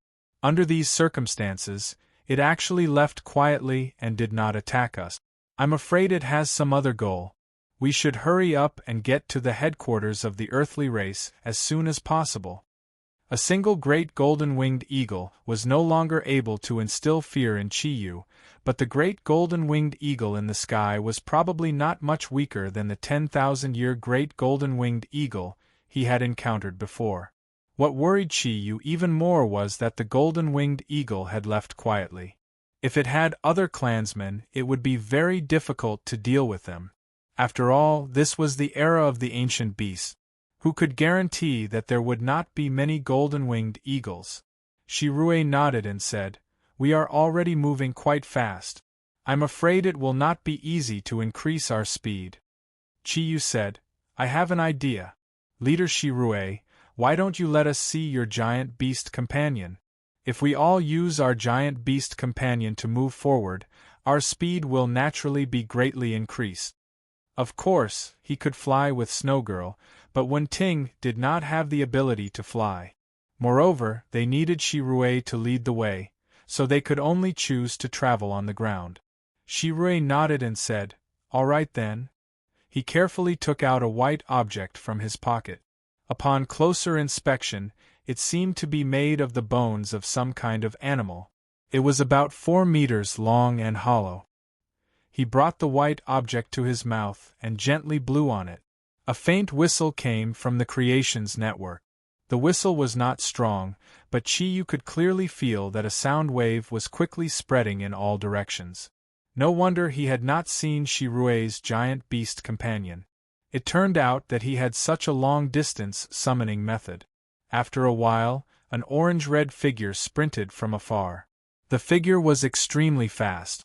In just a short while, it had already arrived in front of everyone. It was a giant beast that Chi-Yu did not recognize. It did not look very big, only about 3 meters long and 1.5 meters tall. Its thick hind legs were on the ground, and its front legs were folded in front of its chest. It did not look like it had any front claws. It seemed to be folded. The giant beast's head was very unique. It was oval and horizontal. 2 huge eyes protruded from its head, making it look very strange. A pair of wings were completely folded on its back. It seemed that it still had the ability to fly, but when it rushed over earlier, it relied on its ability to jump. A flying giant beast. It seemed that this guy was not weak. Judging from its energy, it seemed to be a 3,000-year-old giant beast. When Ting whispered to Chi-Yu that this was another beast that did not belong to the mythical beast or the ferocious beast category. Chi-Yu, do you know what it looks like? When Ting asked in a low voice. Chi-Yu's heart skipped a beat. Mantis. When Ting nodded and said, it's orange and it has such a big body. This should be an ancient giant beast, the Emperor Mantis. It is considered very powerful among the neutral beasts. Its attacks do not have any energy. It only relies on its front legs. Although its body is relatively small among the giant beasts, its speed is very shocking. No wonder Shirwei could become the leader of the Alpine tribe. He has such a powerful giant beast as his partner. While Chi-Yu and Wen-Ting were talking, Shirwei had already quickly made arrangements. Ba Ji's black tiger carried 3 of the Alpine tribe's warriors. Shirwei's own mantis was relatively small, so there was not much space for people to sit on, so it only carried himself and 2 warriors. The rest of the Alpine tribe's warriors were all on Chi-Yu's deep-sea nether snake. Chi-Yu spread out his spiritual power. Relying on the energy of the origin of nature, he used his spiritual power to feel the energy aura of thousands of square kilometers around him. To his surprise, there were no signs of danger. Everything was normal. Although there were some giant beasts, they were all very weak low-level giant beasts. There were not even any that had a cultivation base of more than 1,000 years. The golden-winged eagle from before had completely disappeared. Could it be that he was too nervous? Chi-Yu could not help but feel doubtful. However, the warning signs in his heart did not disappear. At that moment, he still insisted on his own opinion. The group did not rest and continued on their journey with the help of the ancient giant beast. The deep-sea nether snake was depressed as they hurried along. In terms of strength, the black tiger was definitely not its match. Even the Emperor Mantis could not compete with its ability. However, it was far behind when it came to traveling. In the water, the deep-sea nether snake was undoubtedly the most powerful beast.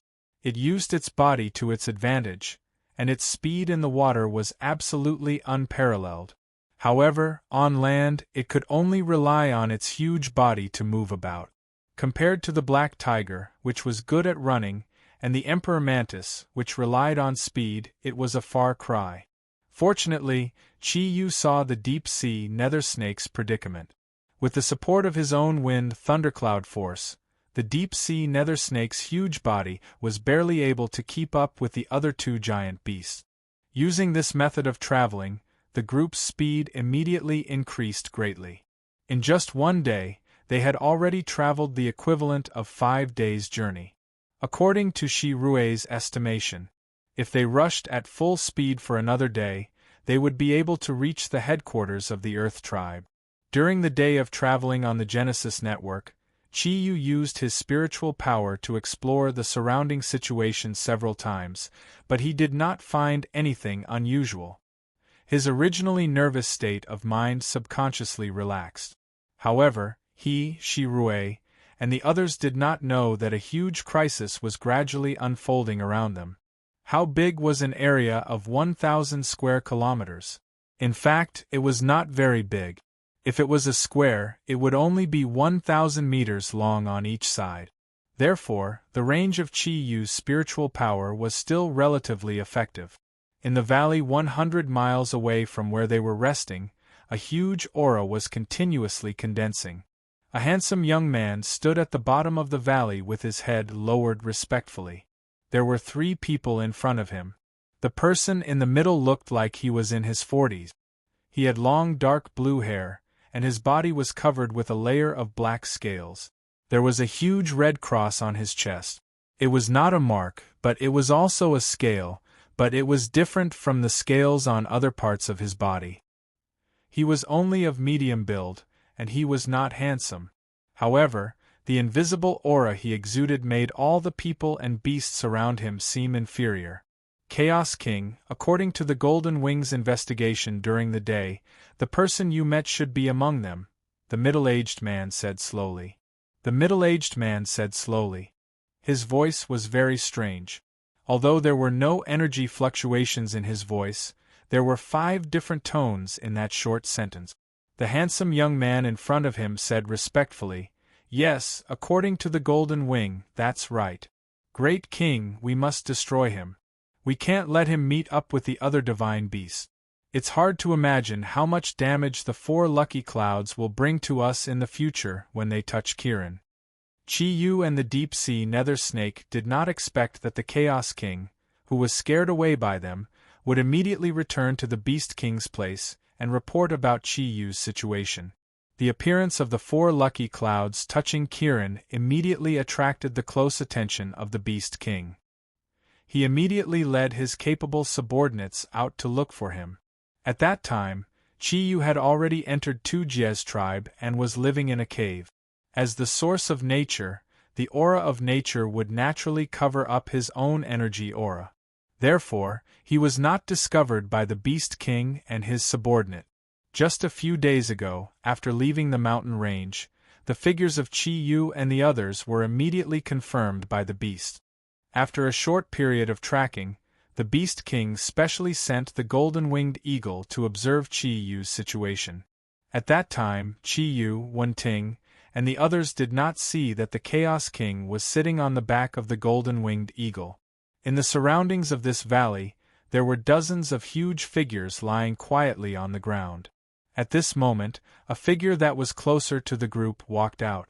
It was the golden-winged eagle that had been patrolling during the day. He clearly did not have the ability to transform into a human form.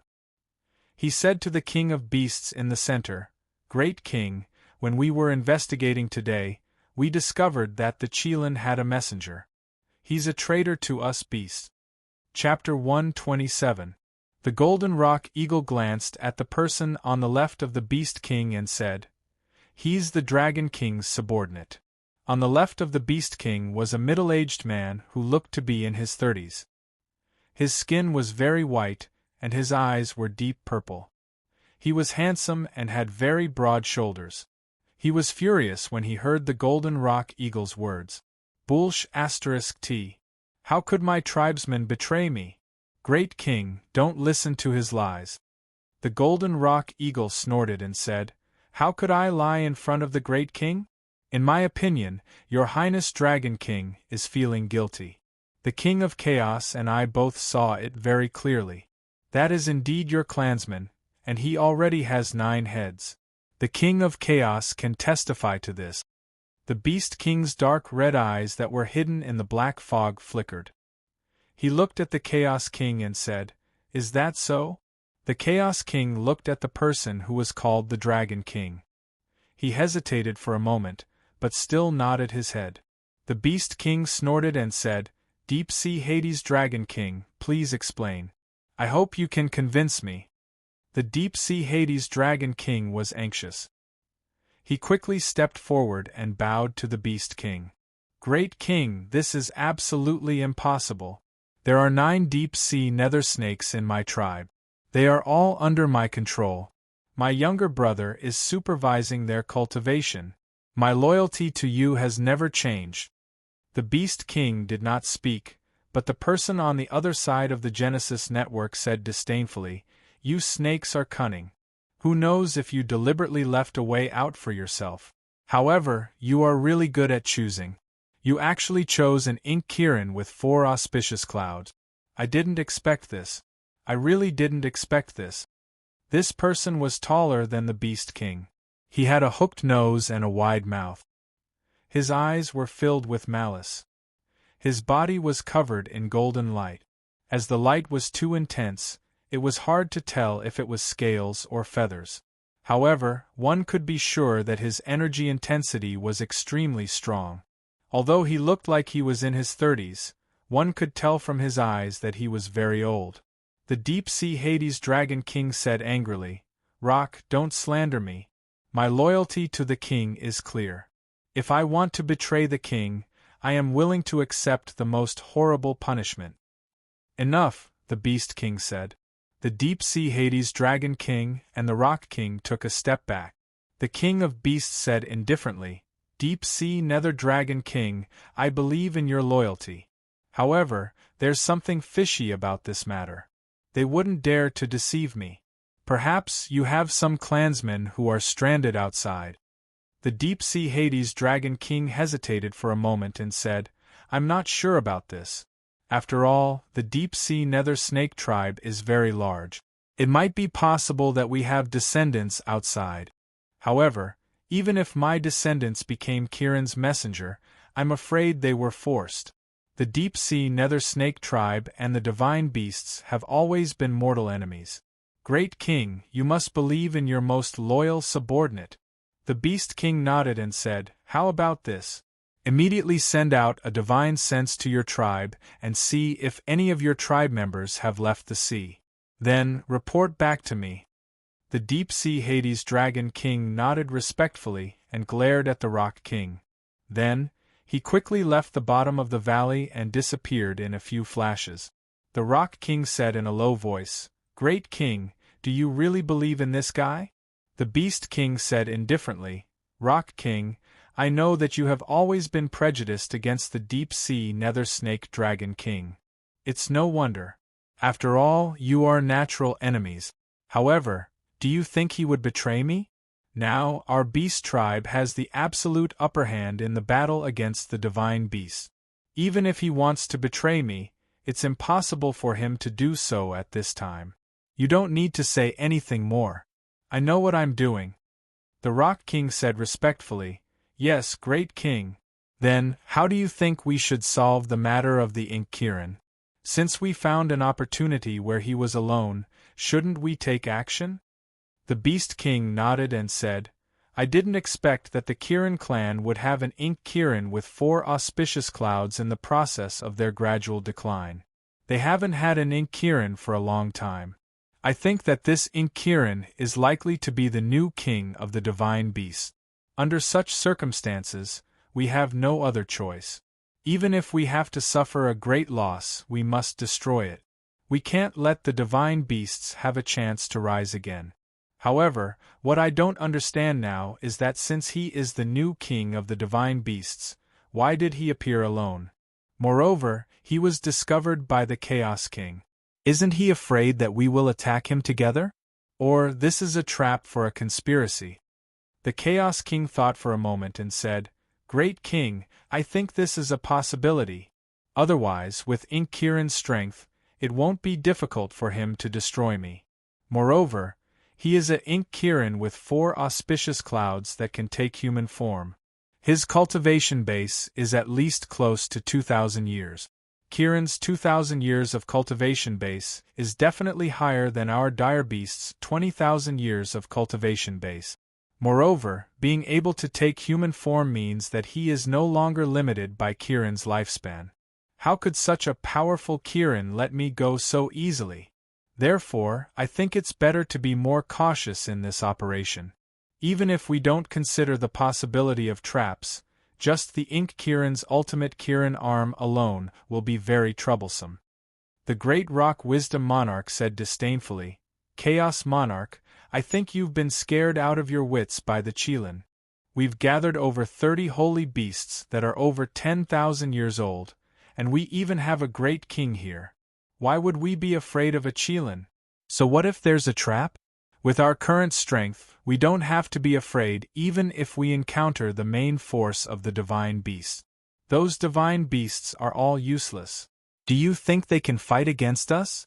If it weren't for the few remaining Kirin, I'm afraid we would have destroyed all the divine beasts. The Chaos King glanced at the Great Rock King.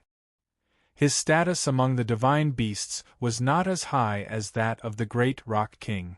Moreover, he had always been cunning and naturally did not want to offend anyone. He smiled apologetically and said, "I'm just voicing my opinion. The final decision will naturally be decided by our great king. Of course, I believe that with your strength, those divine beasts will definitely not be able to resist you." The Beast King raised his hand to stop the Chaos King and the Great Rock King from arguing further. He said calmly, "I have a plan in mind. Even if we're going to make a move, we need to pick the best time to minimize our losses.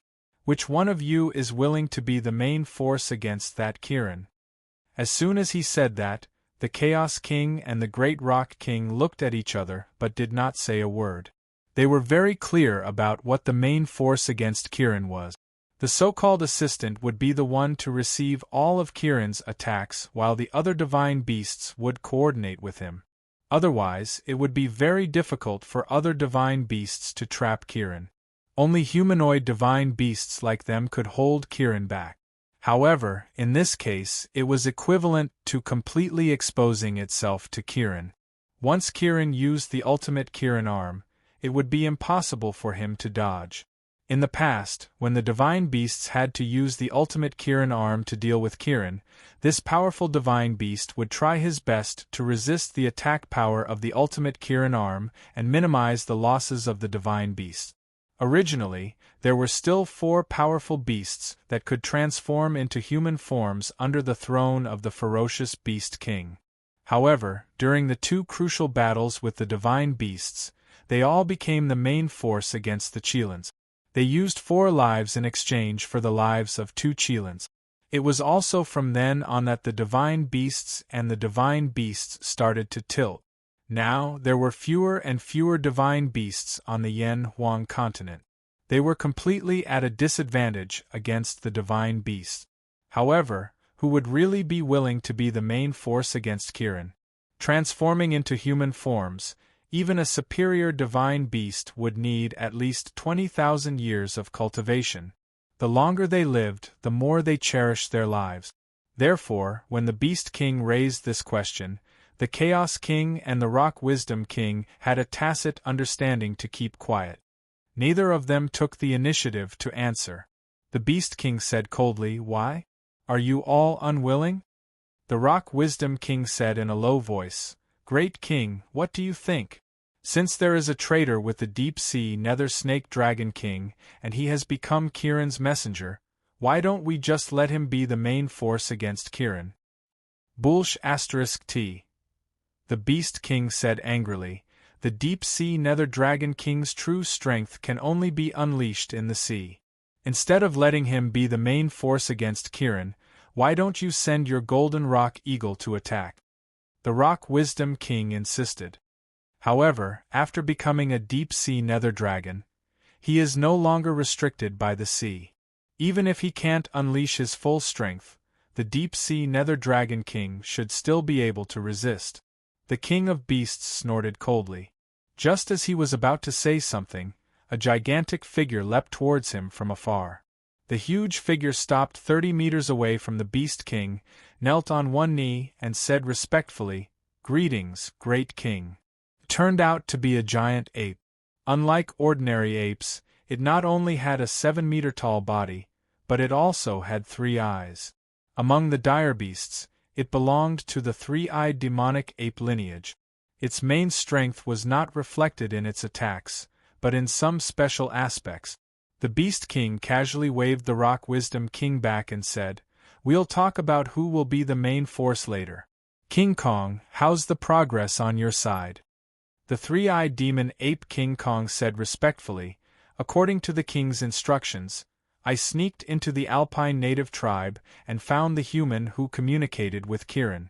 In order not to alert the enemy, I didn't kill him.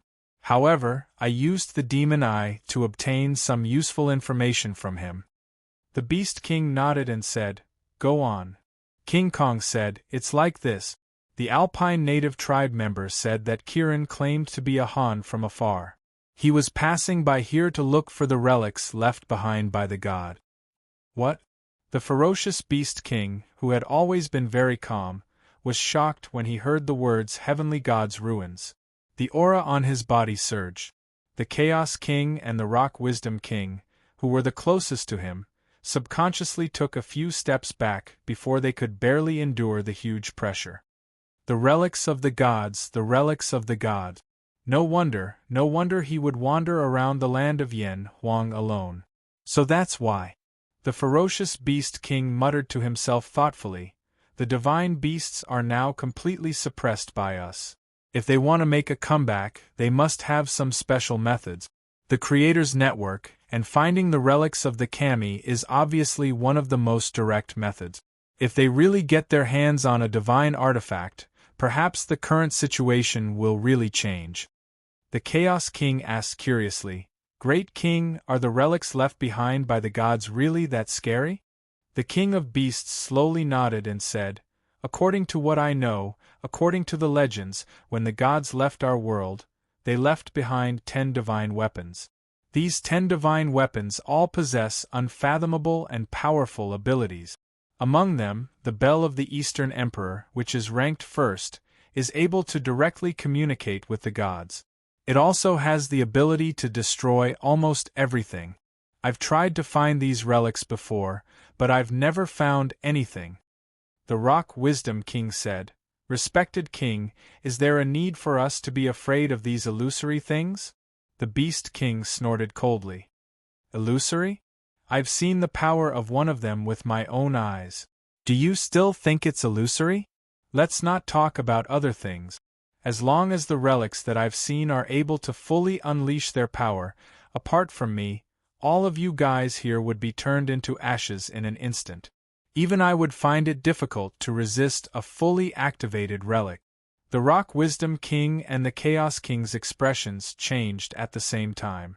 In fact, they didn't know how powerful the Beast King really was. However, in their impression, the Beast King was an incomparably powerful existence. If even he had said so, it could be seen how terrifying the 10 relics were. The Beast King's tone softened a little, however. "You don't have to be too afraid. Although these 10 relics are terrifying, it's really very difficult to unleash their power. Back then, when Emperor Huang accidentally obtained the Xianyuan sword and killed Qiyu, he could only unleash a 10th of the sword's power. If we hadn't been entangled to death by the divine beasts, Qiyu wouldn't have died at all. It's a pity that his innate demonic body is the best choice to inherit my ability." After that, the Xianyuan sword naturally entered the seal. "Even with my power, it's difficult to enter the Xianyuan tomb where the Xianyuan sword is located. Among the 10 great relics, only I know the specific location of the Xianyuan tomb. The rest are very mysterious. However, I can imagine that the divine god must have left very powerful restrictions in the places where the 10 relics are for the balance of our world. Without special opportunities, it's impossible to obtain them. Even if you do obtain them, it's not easy to unleash the full power of the relics. So, you don't have to worry too much." The Chaos King said, "However, Great King, since that Kirin can become the unprecedented Ink Kirin of the 4 auspicious clouds, it proves that he already has a very strong opportunity. Kirin has always been an auspicious sign. Their luck is very good, otherwise they wouldn't have been the king of the divine beasts. I think we should be more cautious. Even if we suffer great losses, we must completely destroy that Ink Kirin and not give the divine beasts any chance." The Beast King said, "If I didn't plan to do so, why would I come in person? Alright, all of you can leave. I need to think about it carefully." The divine beasts should also understand the difficulty of obtaining the relic. Since they still sent the new king of the divine beasts out to search for it, there must be some reasons that we don't know. When we are at a disadvantage, we always have to take risks in order to turn the situation around. Since we are at an advantage, we must fight steadily and not give them any chance to take advantage of us. No matter what the specific situation is, when I give my final decision tomorrow, it will be the moment we make our move. Early in the morning, when the sky had just brightened, Chi-Yu woke up from a nightmare. In his dream, he seemed to see a red sea. In that sea of blood there were all kinds of white bones. The endless sea of blood seemed to want to swallow him. "Wake up!" Chi-Yu shouted in a deep voice. Under the effect of his mental strength, his voice was transmitted into everyone's ears. The people of the Alpine tribe, as well as Wen-Ting and Snow Girl, were all awakened. Ba Gu said with some dissatisfaction, "Brother Chi-Yu, we slept very late last night. The sky is not even bright yet, why did you wake us up so early?" Chi-Yu said in a deep voice, "I still have an ominous premonition in my heart. No matter what, we must hurry up and strive to reach the headquarters of the Earth Tribe as soon as possible. Only then can I be at ease." As he spoke, he looked up into the sky. Vaguely, with his sensitive mental strength, he felt as if there was a pair of cold eyes staring at him. Ba Gu wanted to say something, but Shirwei said, "Listen to Brother Chi-Yu, I trust his judgment. Come, let's go now." Fortunately, with the help of their giant beast companion, whether it was Shirwei, Ba Gu, or the warriors of the Alpine tribe, they did not feel too tired. They continued their journey according to yesterday's arrangement. The sky gradually brightened as the bright sun of the creation network rose from the east, bringing warmth to the land again. Looking at the sun, the inexplicable sense of pressure in Chi-Yu's heart weakened a little. He let out a long breath. He also hoped that his premonition was wrong. After all, if something that could make him feel so pressured, if it was really dangerous, then it must be something extraordinary. A fragrant breeze came, and when Ting floated from the snake head she was on to the snake head Chi-Yu was on. She sat in front of him and snuggled into Chi-Yu's arms. "Chi-Yu, what's wrong with you? This is the first time I've felt so disturbed in your heart. What did you feel? Even when we came to this new era, you did not become like this." Chi-Yu smiled bitterly. "I also want to know what exactly I'm feeling, but it's just an illusory feeling. There's an indescribable pressure that makes my heart feel heavy. I hope that my judgment is wrong." Wen Ting's expression changed slightly. Because Kirin is an auspicious sign, so his senses are the most sensitive among all the giant beasts, especially in terms of foresight. "Before my parents' accident, my father had a bad feeling. Could it be?" Chi-Yu held Wen Ting in his arms and said softly, "Don't think too much. Even if there's danger, there's still me. Do you know what I hope for the most now?" Wen Ting shook her head. Chi-Yu replied, "I do not wish for my judgment to be wrong. Right now, I only hope that the great shaman's giant beast companion is extremely powerful. That way I might be able to feel more at ease." Time passed by. Because of the pressure in his heart, Chi-Yu asked Ba Gu and Shirwei to speed up. He also unreservedly channeled his thundercloud force into the deep-sea nether snake's body to help him increase his speed. On the same day, Shirwei told him that they were not far from the earthly tribe's headquarters. In the course of half a day's journey, nothing had happened, not even a normal giant beast. This calmness made Chi-Yu even more uneasy. There was always a period of calm before a storm. The only thing he could do now was to urge everyone to continue on their journey. After passing through a muddy swamp, Chi-Yu and more than 10 people re-entered the open plains. Shirwei said, "From here we will reach the headquarters in a short period of time. Brother Chi-Yu, we have been on the road for such a long time, shouldn't we take a rest? Even if we are fine, our giant beast partners should be tired." The Black Tiger and the Emperor Mantis both focused their attention on Chi-Yu. Chi-Yu could see the dissatisfaction in their eyes. He sighed in his heart. He also understood that if he allowed these ancient giant beasts to continue on their journey, they would probably go on strike. In desperation, just as Chi-Yu was about to agree to Shirwei's request, he suddenly realized that the eyes of the Emperor Mantis and the Black Tiger had changed. The original dissatisfaction had turned into intense fear. Turning around abruptly, Chi Yu's pupils suddenly shrank. What did he see? First, Chi Yu saw a figure. With his eyesight, he could clearly tell that this figure was the Chaos King who was scared away by him. Behind the Chaos King, more than 10 huge figures followed him and quickly approached them. What terrified Chi Yu was that although these figures were extremely huge, they did not make any sound. Immediately after, Chi Yu saw a shadow in the sky. It was 7 flying ferocious beasts. In front of them, there was a person quietly floating at the very front, standing on the back of the great golden-winged eagle. In an instant they had already arrived above their head. It was also at this moment that Chi Yu sensed even more powerful presences. Turning around, he could clearly see over 10 ferocious beasts striding in their direction with their heads held high. This time, the ferocious beasts in front of them did not conceal their voices. Every step they took caused the ground to tremble violently.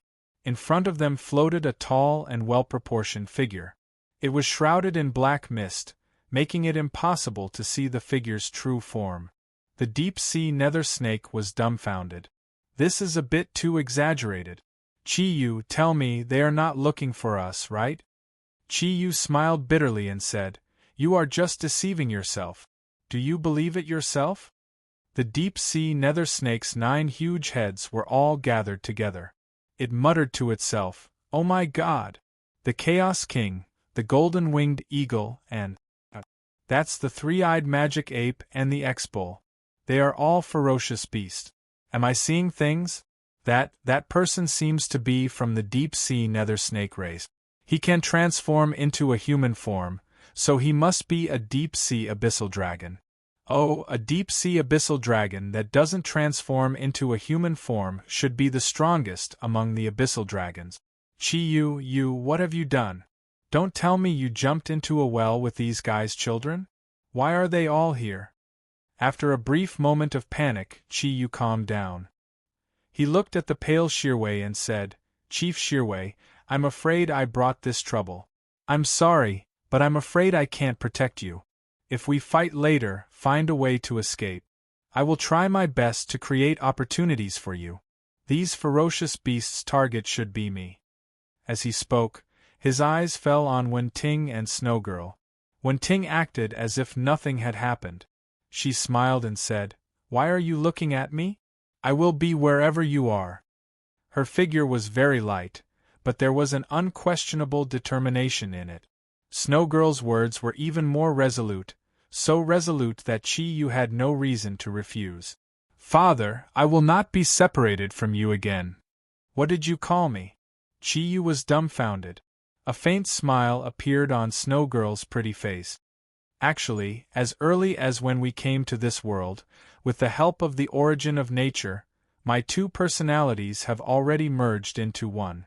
So, I naturally know what happened, I just don't want to admit it. Father, I will not be separated from you. Besides, do you think they will let us go?"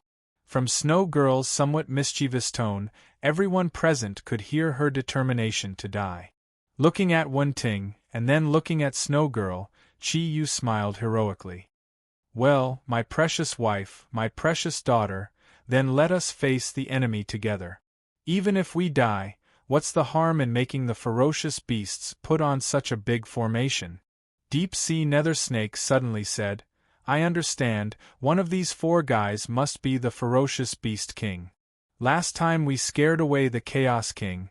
He really thought you were the human ink Kirin, that's why he made such a big formation. This time, they are determined to kill us all. Poor me, I haven't married the White Lady yet. I knew it wouldn't end well to follow you, boy. I'm so pitiful. Big Brother Nether Snake, actually, you don't have to worry. After I die, you can regain your freedom.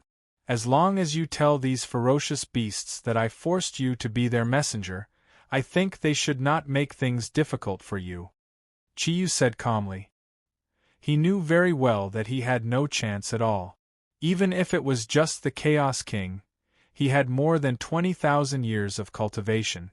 He was not someone they could deal with, not to mention there were so many ferocious beasts. With just a simple glance, he could tell that these guys were not easy to deal with. 4 humanoid ferocious beasts leading dozens of powerful ferocious beasts.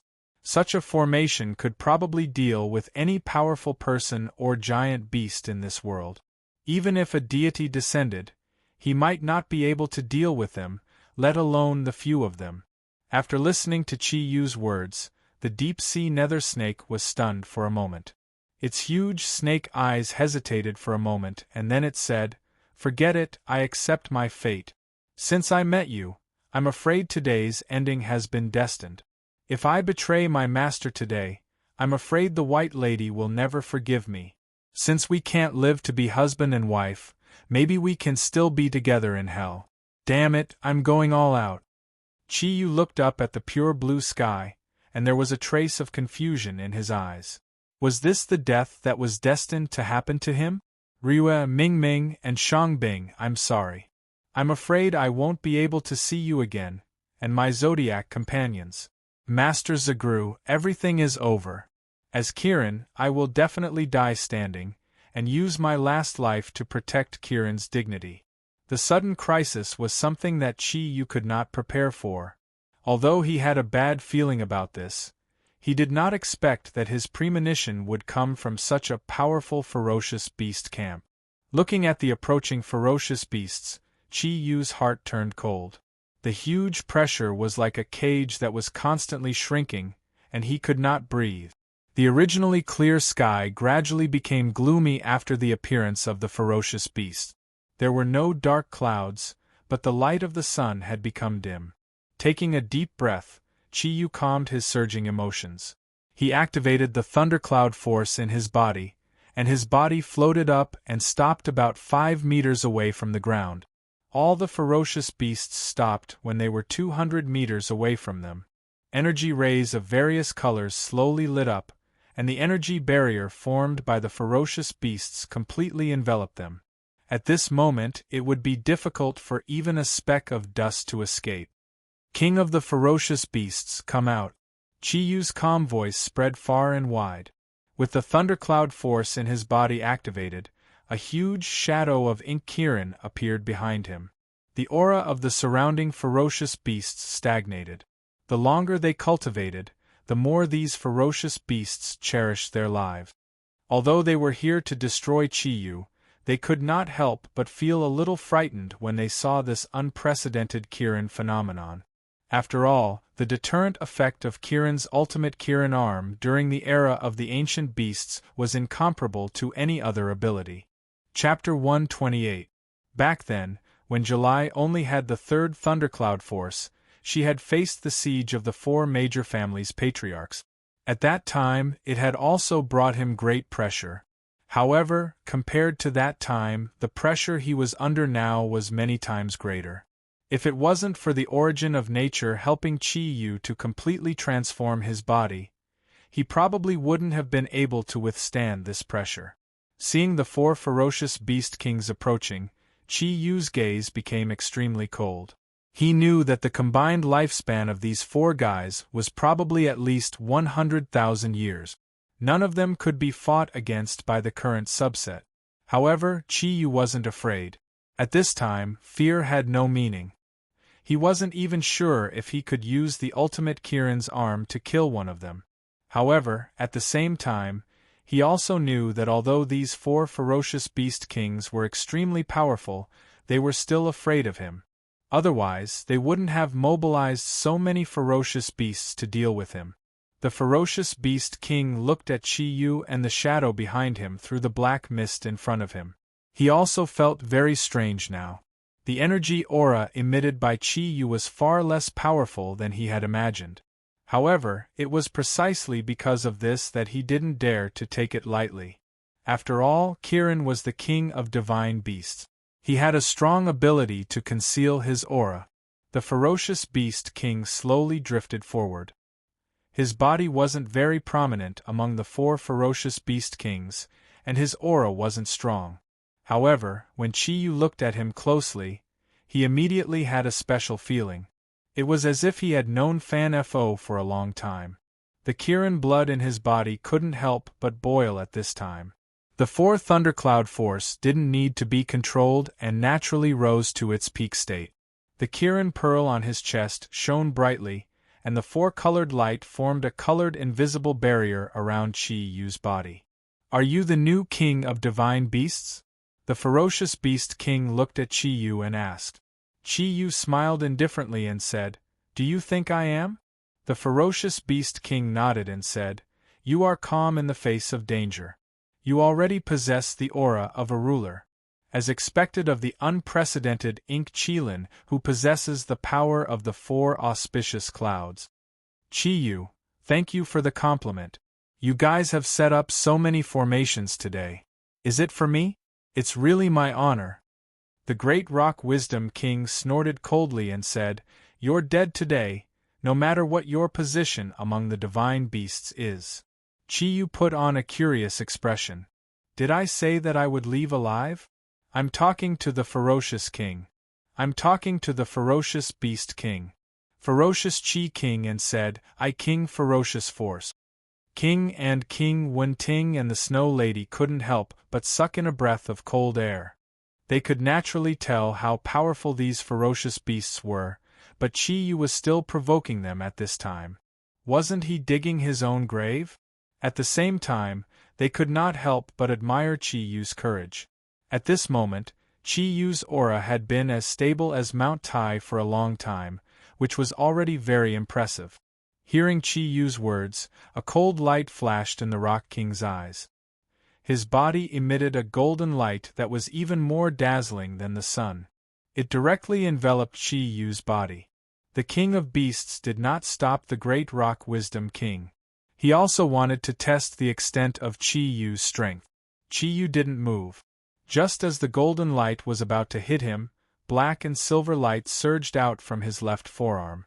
In the blink of an eye, it had already condensed into a large and glossy Qilin mirror.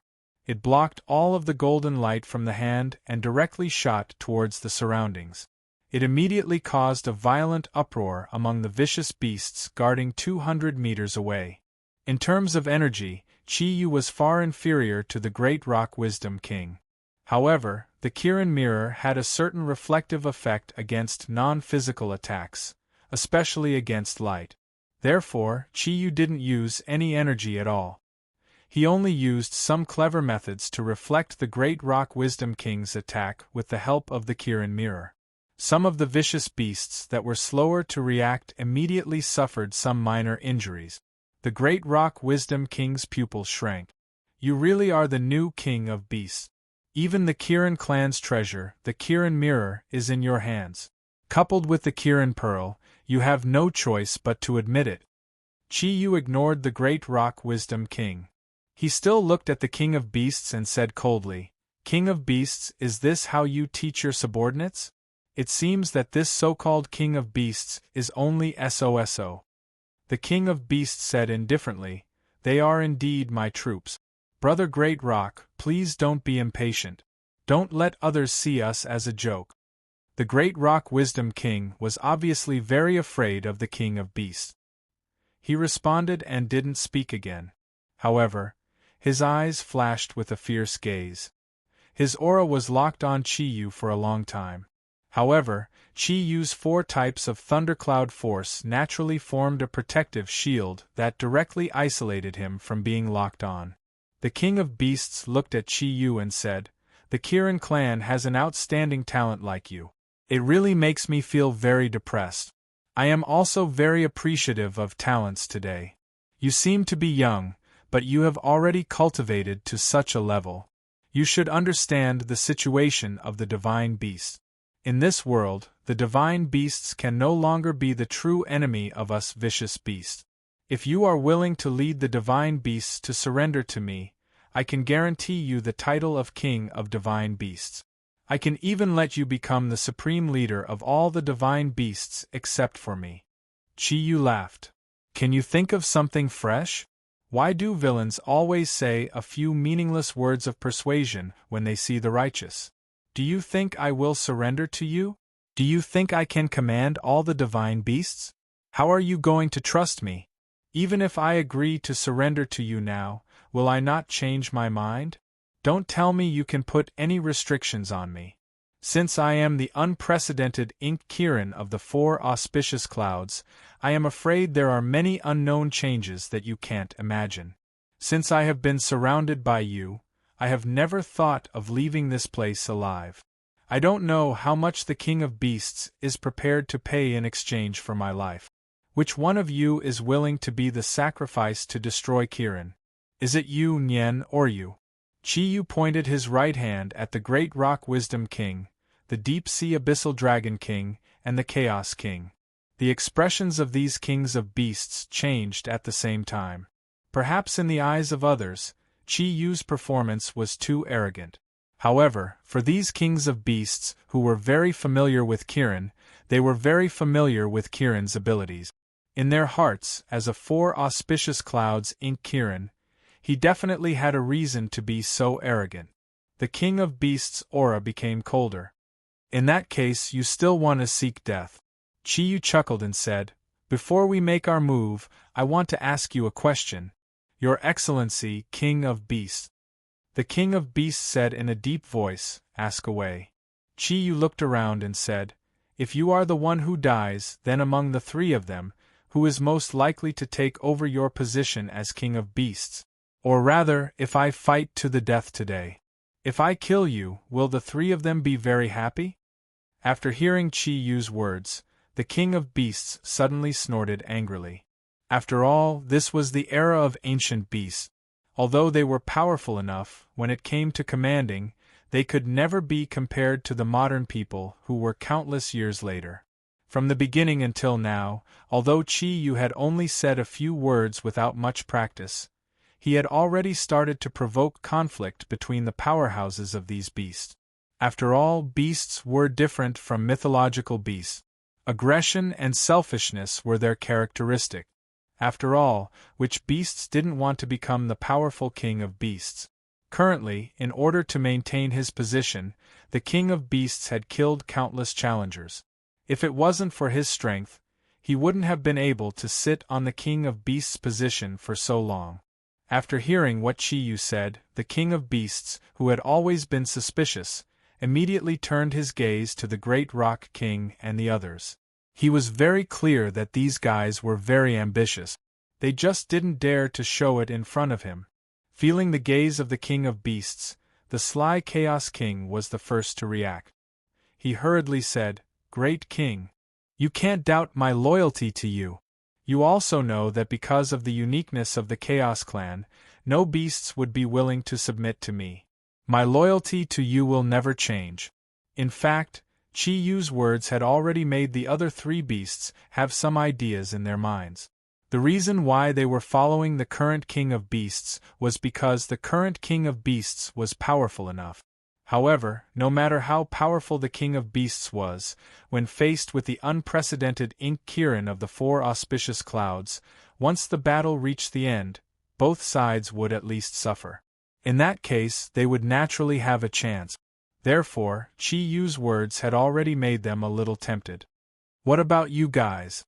The King of Beasts' dark red eyes that were hidden behind the black fog turned to the Great Rock Wisdom King and the Dark Sea Hades Dragon King.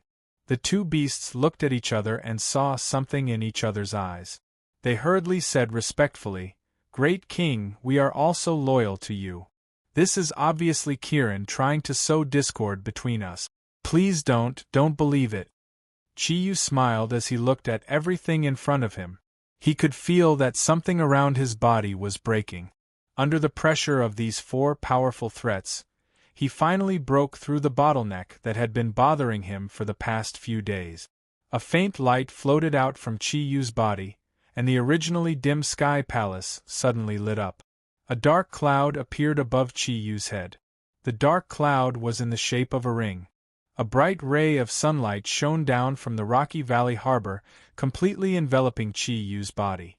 Under the illumination of the sunlight, the shadow of Kirin behind Chi-Yu suddenly shone brightly. Even his own aura had increased tremendously. As the black and silver light intertwined, A layer of thin black scales rapidly grew on Chi Yu's exposed skin.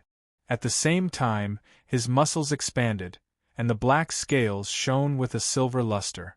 The alpine native tribe's leaf armor on his body had completely shattered.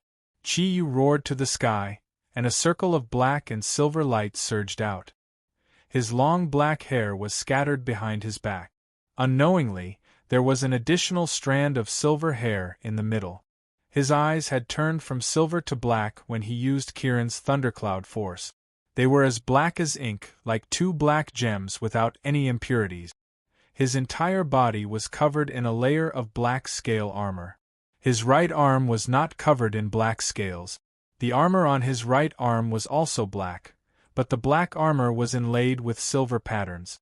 The silver patterns were very special. They were silver whorls, and there were sharp protrusions on the whorls.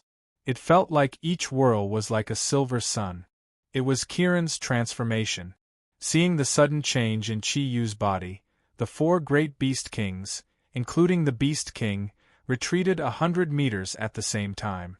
After all, Kirin was still very important to them. When they saw the sudden change in Chi Yu's body, they were more or less wary, especially since the change in Chi Yu's body was something they had never seen before. The change in his energy aura was the most authentic Kirin's thundercloud force. Behind him, a golden light shone, and a pair of huge golden wings appeared out of thin air. The wings spread to the sides, and a golden halo appeared behind the Kirin phantom. The great Rock King cried out, Kirin's soul snatching, you actually have the ability of my lineage. Chi Yu smiled calmly and said, Is it that strange? I once killed a 10,000-year golden rock eagle and took all of its abilities, including the NEI pill. Naturally, I have the ability of the golden rock eagle lineage. Looking at you, you must be its senior. The great Rock King's eyes flashed fiercely. You dared to kill the disciple of the great Rock King. I will tear you into pieces. Chi Yu was shocked. He did not expect that the person in front of him was the ancestor of the golden rock eagle lineage, the great Rock King. From the legends he had heard, this great Rock King must be very powerful. But even so, he still had to respect the King of Beasts. It could be seen how powerful these beasts were. Looking up at the sky, Chi Yu knew that his survival today was very slim. At this moment, he no longer felt any pressure in his heart. Facing so many super experts, his mentality was completely relaxed. Fight to the death. No matter the result, at least he could not weaken Kirin's reputation. Strange phenomenon, Kirin transformation, everything is not over yet. With another roar, the shadow of Kirin behind him instantly rushed to where Chi Yu was, completely enveloping him. Then, the shadow of Kirin seemed to fuse and continuously attacked Chi Yu's body. The black scale armor on Chi Yu's body quickly changed. The original single layer of scale armor became 3 layers of scales. His whole body suddenly swelled up. Then, his silver hair quickly spread to the surroundings, turning his black hair completely silver. He reached out with his right hand, and an incomparably surging energy burst out from his arm. Under the effect of the sudden increase of Kirin's thundercloud force, the pair of golden wings on his back became black. They were not wings formed by feathers, but by giant condensed scales. When they flapped, a metallic sound could be heard. The Kirin pearl on his chest seemed to expand a bit, and the entire Kirin pearl turned completely silver. On the black Kirin armor, it was especially eye-catching. The silver halo expanded outward like a breastplate. The Kirin armor on his shoulder also became 3 layers, one layer on top of the other, extending downward from the side to protect his waist and ribs. At the same time, a circle of special-shaped scales erected around Chi Yu's neck, protecting his neck like a collar. At this moment, overall, Chi Yu's body was like a fortress, and his defense had been raised to the limit. At this moment, Chi Yu was achieving the second stage of the Kirin transformation, which was the second stage that could only be used after reaching the 6 cloud level. With the method provided by the deep-sea nether snake, He had been continuously purifying his own energy these days. Not only had his strength recovered to its previous peak state, but he had also improved greatly. The bottleneck that Kiran had experienced previously was one of the most difficult bottlenecks to break through. If it were not for the Blue Sea Thunderpearl and the Golden-Winged Eagle NEI pill, which were great energy supplements, it would have taken him a long time to reach this bottleneck. Even if he had reached the bottleneck, it would have been very difficult for him to break through. Today, in the face of the pressure brought by so many tyrannical beasts, Chi Yu's bottleneck was forcibly broken through. Therefore, he had the ability to transform into the second stage of the Kiran transformation. Every time Kiran increased by one cloud, his strength would double. Coupled with the improvement brought by the Kiran transformation, the current Chi Yu had reached the peak of his strength ever since he became Kiran. The feeling of his body full of energy filled Chi Yu with confidence. In this world, nothing was absolutely impossible, even when facing such powerful enemies. He was not afraid. The thundercloud force in his body increased rapidly, and a four-colored auspicious cloud appeared under his feet. At this moment, he could finally be called the real Kiran. Seeing the changes in Chi Yu's body, the Beast King's expression couldn't be seen because of the black fog. However, the other three Beast Kings revealed a solemn expression. After all, Chi Yu didn't belong to this era's Kiran. The surprise he brought to them was too great, especially when Kiran's thundercloud force was completely restrained. They couldn't figure out Chi Yu's true strength at all. Chi Yu's words had been deeply imprinted in their minds. In this world, no one wanted to die, especially super beasts like them who already had powerful abilities and high status. They cherished their lives even more. Therefore, at this moment, they were a little hesitant. Unexpectedly, none of them rushed to attack first. The final change in Chi Yu's body appeared on Kiran's arm. The original silver lines on Kiran's arm gradually expanded, and a completely silver image of Kiran appeared on his right arm. The image of Kiran's head was right between his thumb and index finger.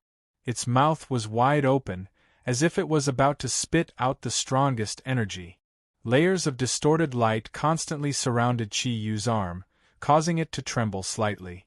There was no need to feel the intensity of the energy. Just by looking at it, one could tell that it contained an explosive power. Chi Yu was a little surprised to find that although he had completed the second stage of Kiran's transformation, the aura he exuded did not increase. On the contrary, it weakened. The extremely condensed thundercloud force in his body could be used in battle at any time under the control of his spiritual power. Even Chi Yu himself didn't know how powerful the Kiran's thundercloud force was after being condensed by the source of nature. He only faintly felt that his body's ability had reached a whole new level. Facing the Beast King, Chi Yu couldn't help but secretly sigh in his heart. If only he could return to his own era when his strength had reached this level. Seeing that Chi Yu's deterrence to his subordinates was getting stronger and stronger, the Beast King's eyes couldn't help but shine fiercely. Since he was here today, he definitely didn't want to let Chi Yu go. He slowly raised his right hand and said indifferently, "Prove your loyalty to me with your actions. I will always watch your every move. Think about your clansmen." His words were directed at the other three Beast Kings. As soon as his voice fell, his body had already glided and continued to retreat. The beasts that were originally surrounding the Beast King also slowly retreated with the Beast King. With Chi Yu as the center, a huge plain was left for them. The real battle was finally about to begin. At this time, Chi Yu also completely raised his thundercloud force to the limit. Two lights lit up at the same time, one blue and one red, appeared on Chi Yu's side. When Ting appeared on Chi Yu's right hand, her whole body emitting a layer of dazzling red light. Chi Yu suddenly felt that the current when Ting's energy had reached an unprecedented level. Even he felt that when Ting had actually become so powerful for the first time. The magnitude of this energy had actually exceeded the level of a 10,000-year-old beast. Compared to Wen Ting, the Snow Girl was much weaker. However, at this moment she felt like a needle, an ice needle. All her energy was condensed together. Her cold eyes stared at the Chaos King on the left, as if she wanted to poke a hole in his body. 3 against 3. That's more fair. Wen Ting smiled. The scarlet glow on her body was already covered with a layer of red scales, and the shape of the scales was actually extremely similar to the Kirin armor on Chi Yu's body. Even her right arm had a pattern similar to Chi Yu's. However, the tail of the Kirin pattern was a little different from the Kirin pattern on Chi Yu's right arm. However, this subtle change was not noticed by the 3 fierce kings. The 3 fierce kings looked at each other, and the deep-sea abyssal dragon king frowned. Another Kirin. Why didn't I know that the Kirin clan actually has so many clansmen? Wen Ting gently combed her long hair, which had turned into the color of rubies, and said calmly, "There are still many things that you don't know. Since our Kirin clan is the king of the divine beasts, how can you beasts know the strength that we possess? I want to take a look. What makes the 3 of you think that you can destroy us here? I think that with the 2 of us combined, even if there were a few more of you, they would have to pay a huge price to destroy us, let alone the 3 of you." The 3 fierce kings looked at the retreating fierce beast king at the same time. Obviously, they no longer had their previous imposing manner. They began to hesitate. After all, 2 Kirin and 1 Kirin were 2 completely different concepts. Everything that Wen Ting had shown was exactly the appearance of a fire Kirin. Moreover, it was a humanoid fire Kirin. Coupled with the unprecedented 4 auspicious clouds ink Kirin, with such a combination, even if the 3 of them could obtain the final victory, they might not be able to resist the ultimate Kirin arm that was cast by 2 Kirin. You useless things, don't be fooled. She is not Kirin. Can't you feel that the aura on her body is not pure? This is just a subspecies that has a small portion of Kirin's bloodline. How much ability can she have? The fierce beast king wasn't on the battlefield. Although he was far away, he could still clearly sense the difference between Wen Ting and Chi Yu's aura. The deep-sea Hades dragon king and the rock wisdom king looked at each other. They knew very well that the fierce beast king was already suspicious of them because of what Chi Yu had said. They also knew the fierce beast king's means. These 2 fierce kings. After all, they were the leaders of their clans. After a short period of calming down, the aura that they emitted suddenly changed. In a flash, they formed a triangle with the Chaos King and surrounded Chi Yu and the other 2 in the center. The Chaos King's body emitted a layer of gray airflow. It slowly spread to the surroundings, covering the surrounding area of hundreds of square kilometers. The sun was gone, and even the scenery was gone. Only the vast land and the gray airflow could be seen. It was obvious that this was an ability of the Chaos King that was similar to a domain. The Rock Wisdom King's body had turned completely golden, as if it was made of gold. With a flip of his wrist, a long blade of green and blue appeared in his hand. The blade was transparent, and it looked a little strange. Just like Chi Yu, the aura of his entire body was completely restrained at this moment. He stared at Chi Yu sinisterly.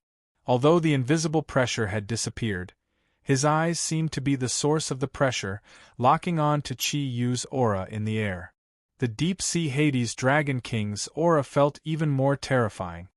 His body had turned dark purple, and his hair had turned blue. Each strand of his hair was standing upright, and ripple-like energy was constantly spreading to the surroundings. Every time it spread, it would bring about a strong change in energy, making it impossible to completely lock on to the location of his body. At the same time, his ripple-like energy was also spreading to the surroundings, just like the Chaos King.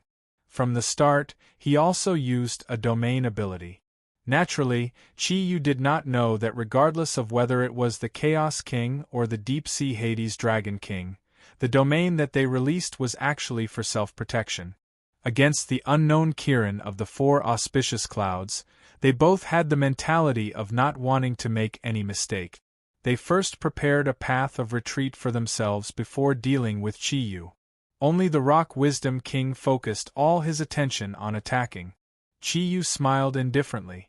Why? Competing in domains? Then I'll show you what the number one domain is. 1,000 possibilities. 100 changes, Xian, Pearl, Realm, Technique. His right hand gently rubbed the Kirin bead on his chest, and his left hand held Wen-Ting's hand. A scorching stream of air flowed from Wen-Ting's hand into Chi-Yu's body. The two of them were connected, and in an instant, they triggered the ultimate ability of Kirin. This octatic treasures, which Wen-Ting's father called Kirin's most powerful magical treasure, immediately exploded with its strongest energy. The dark red waves almost instantly drowned everything in the surroundings. Over the past few days, Chi-Yu had been studying the 1,000 possibilities and 100 changes Xian realm technique. He realized that as long as it was not a domain that shielded energy attacks like the Silver Dragon Shield, it could be completely immune to the 1,000 possibilities and 100 changes Xian realm technique. From a certain point of view, the 1,000 possibilities and 100 changes Xian realm technique was the killer of all energy domains. Therefore, when the dark red light floated out, everything in the surroundings suddenly became quiet. Regardless of whether it was the gray stream of air emitted by the Chaos King or the ripples of the deep-sea Hades Dragon King, they were all swallowed by the dark red light in an instant. Everything in the surroundings suddenly became dark, and the space instantly became infinitely large, yet infinitely small.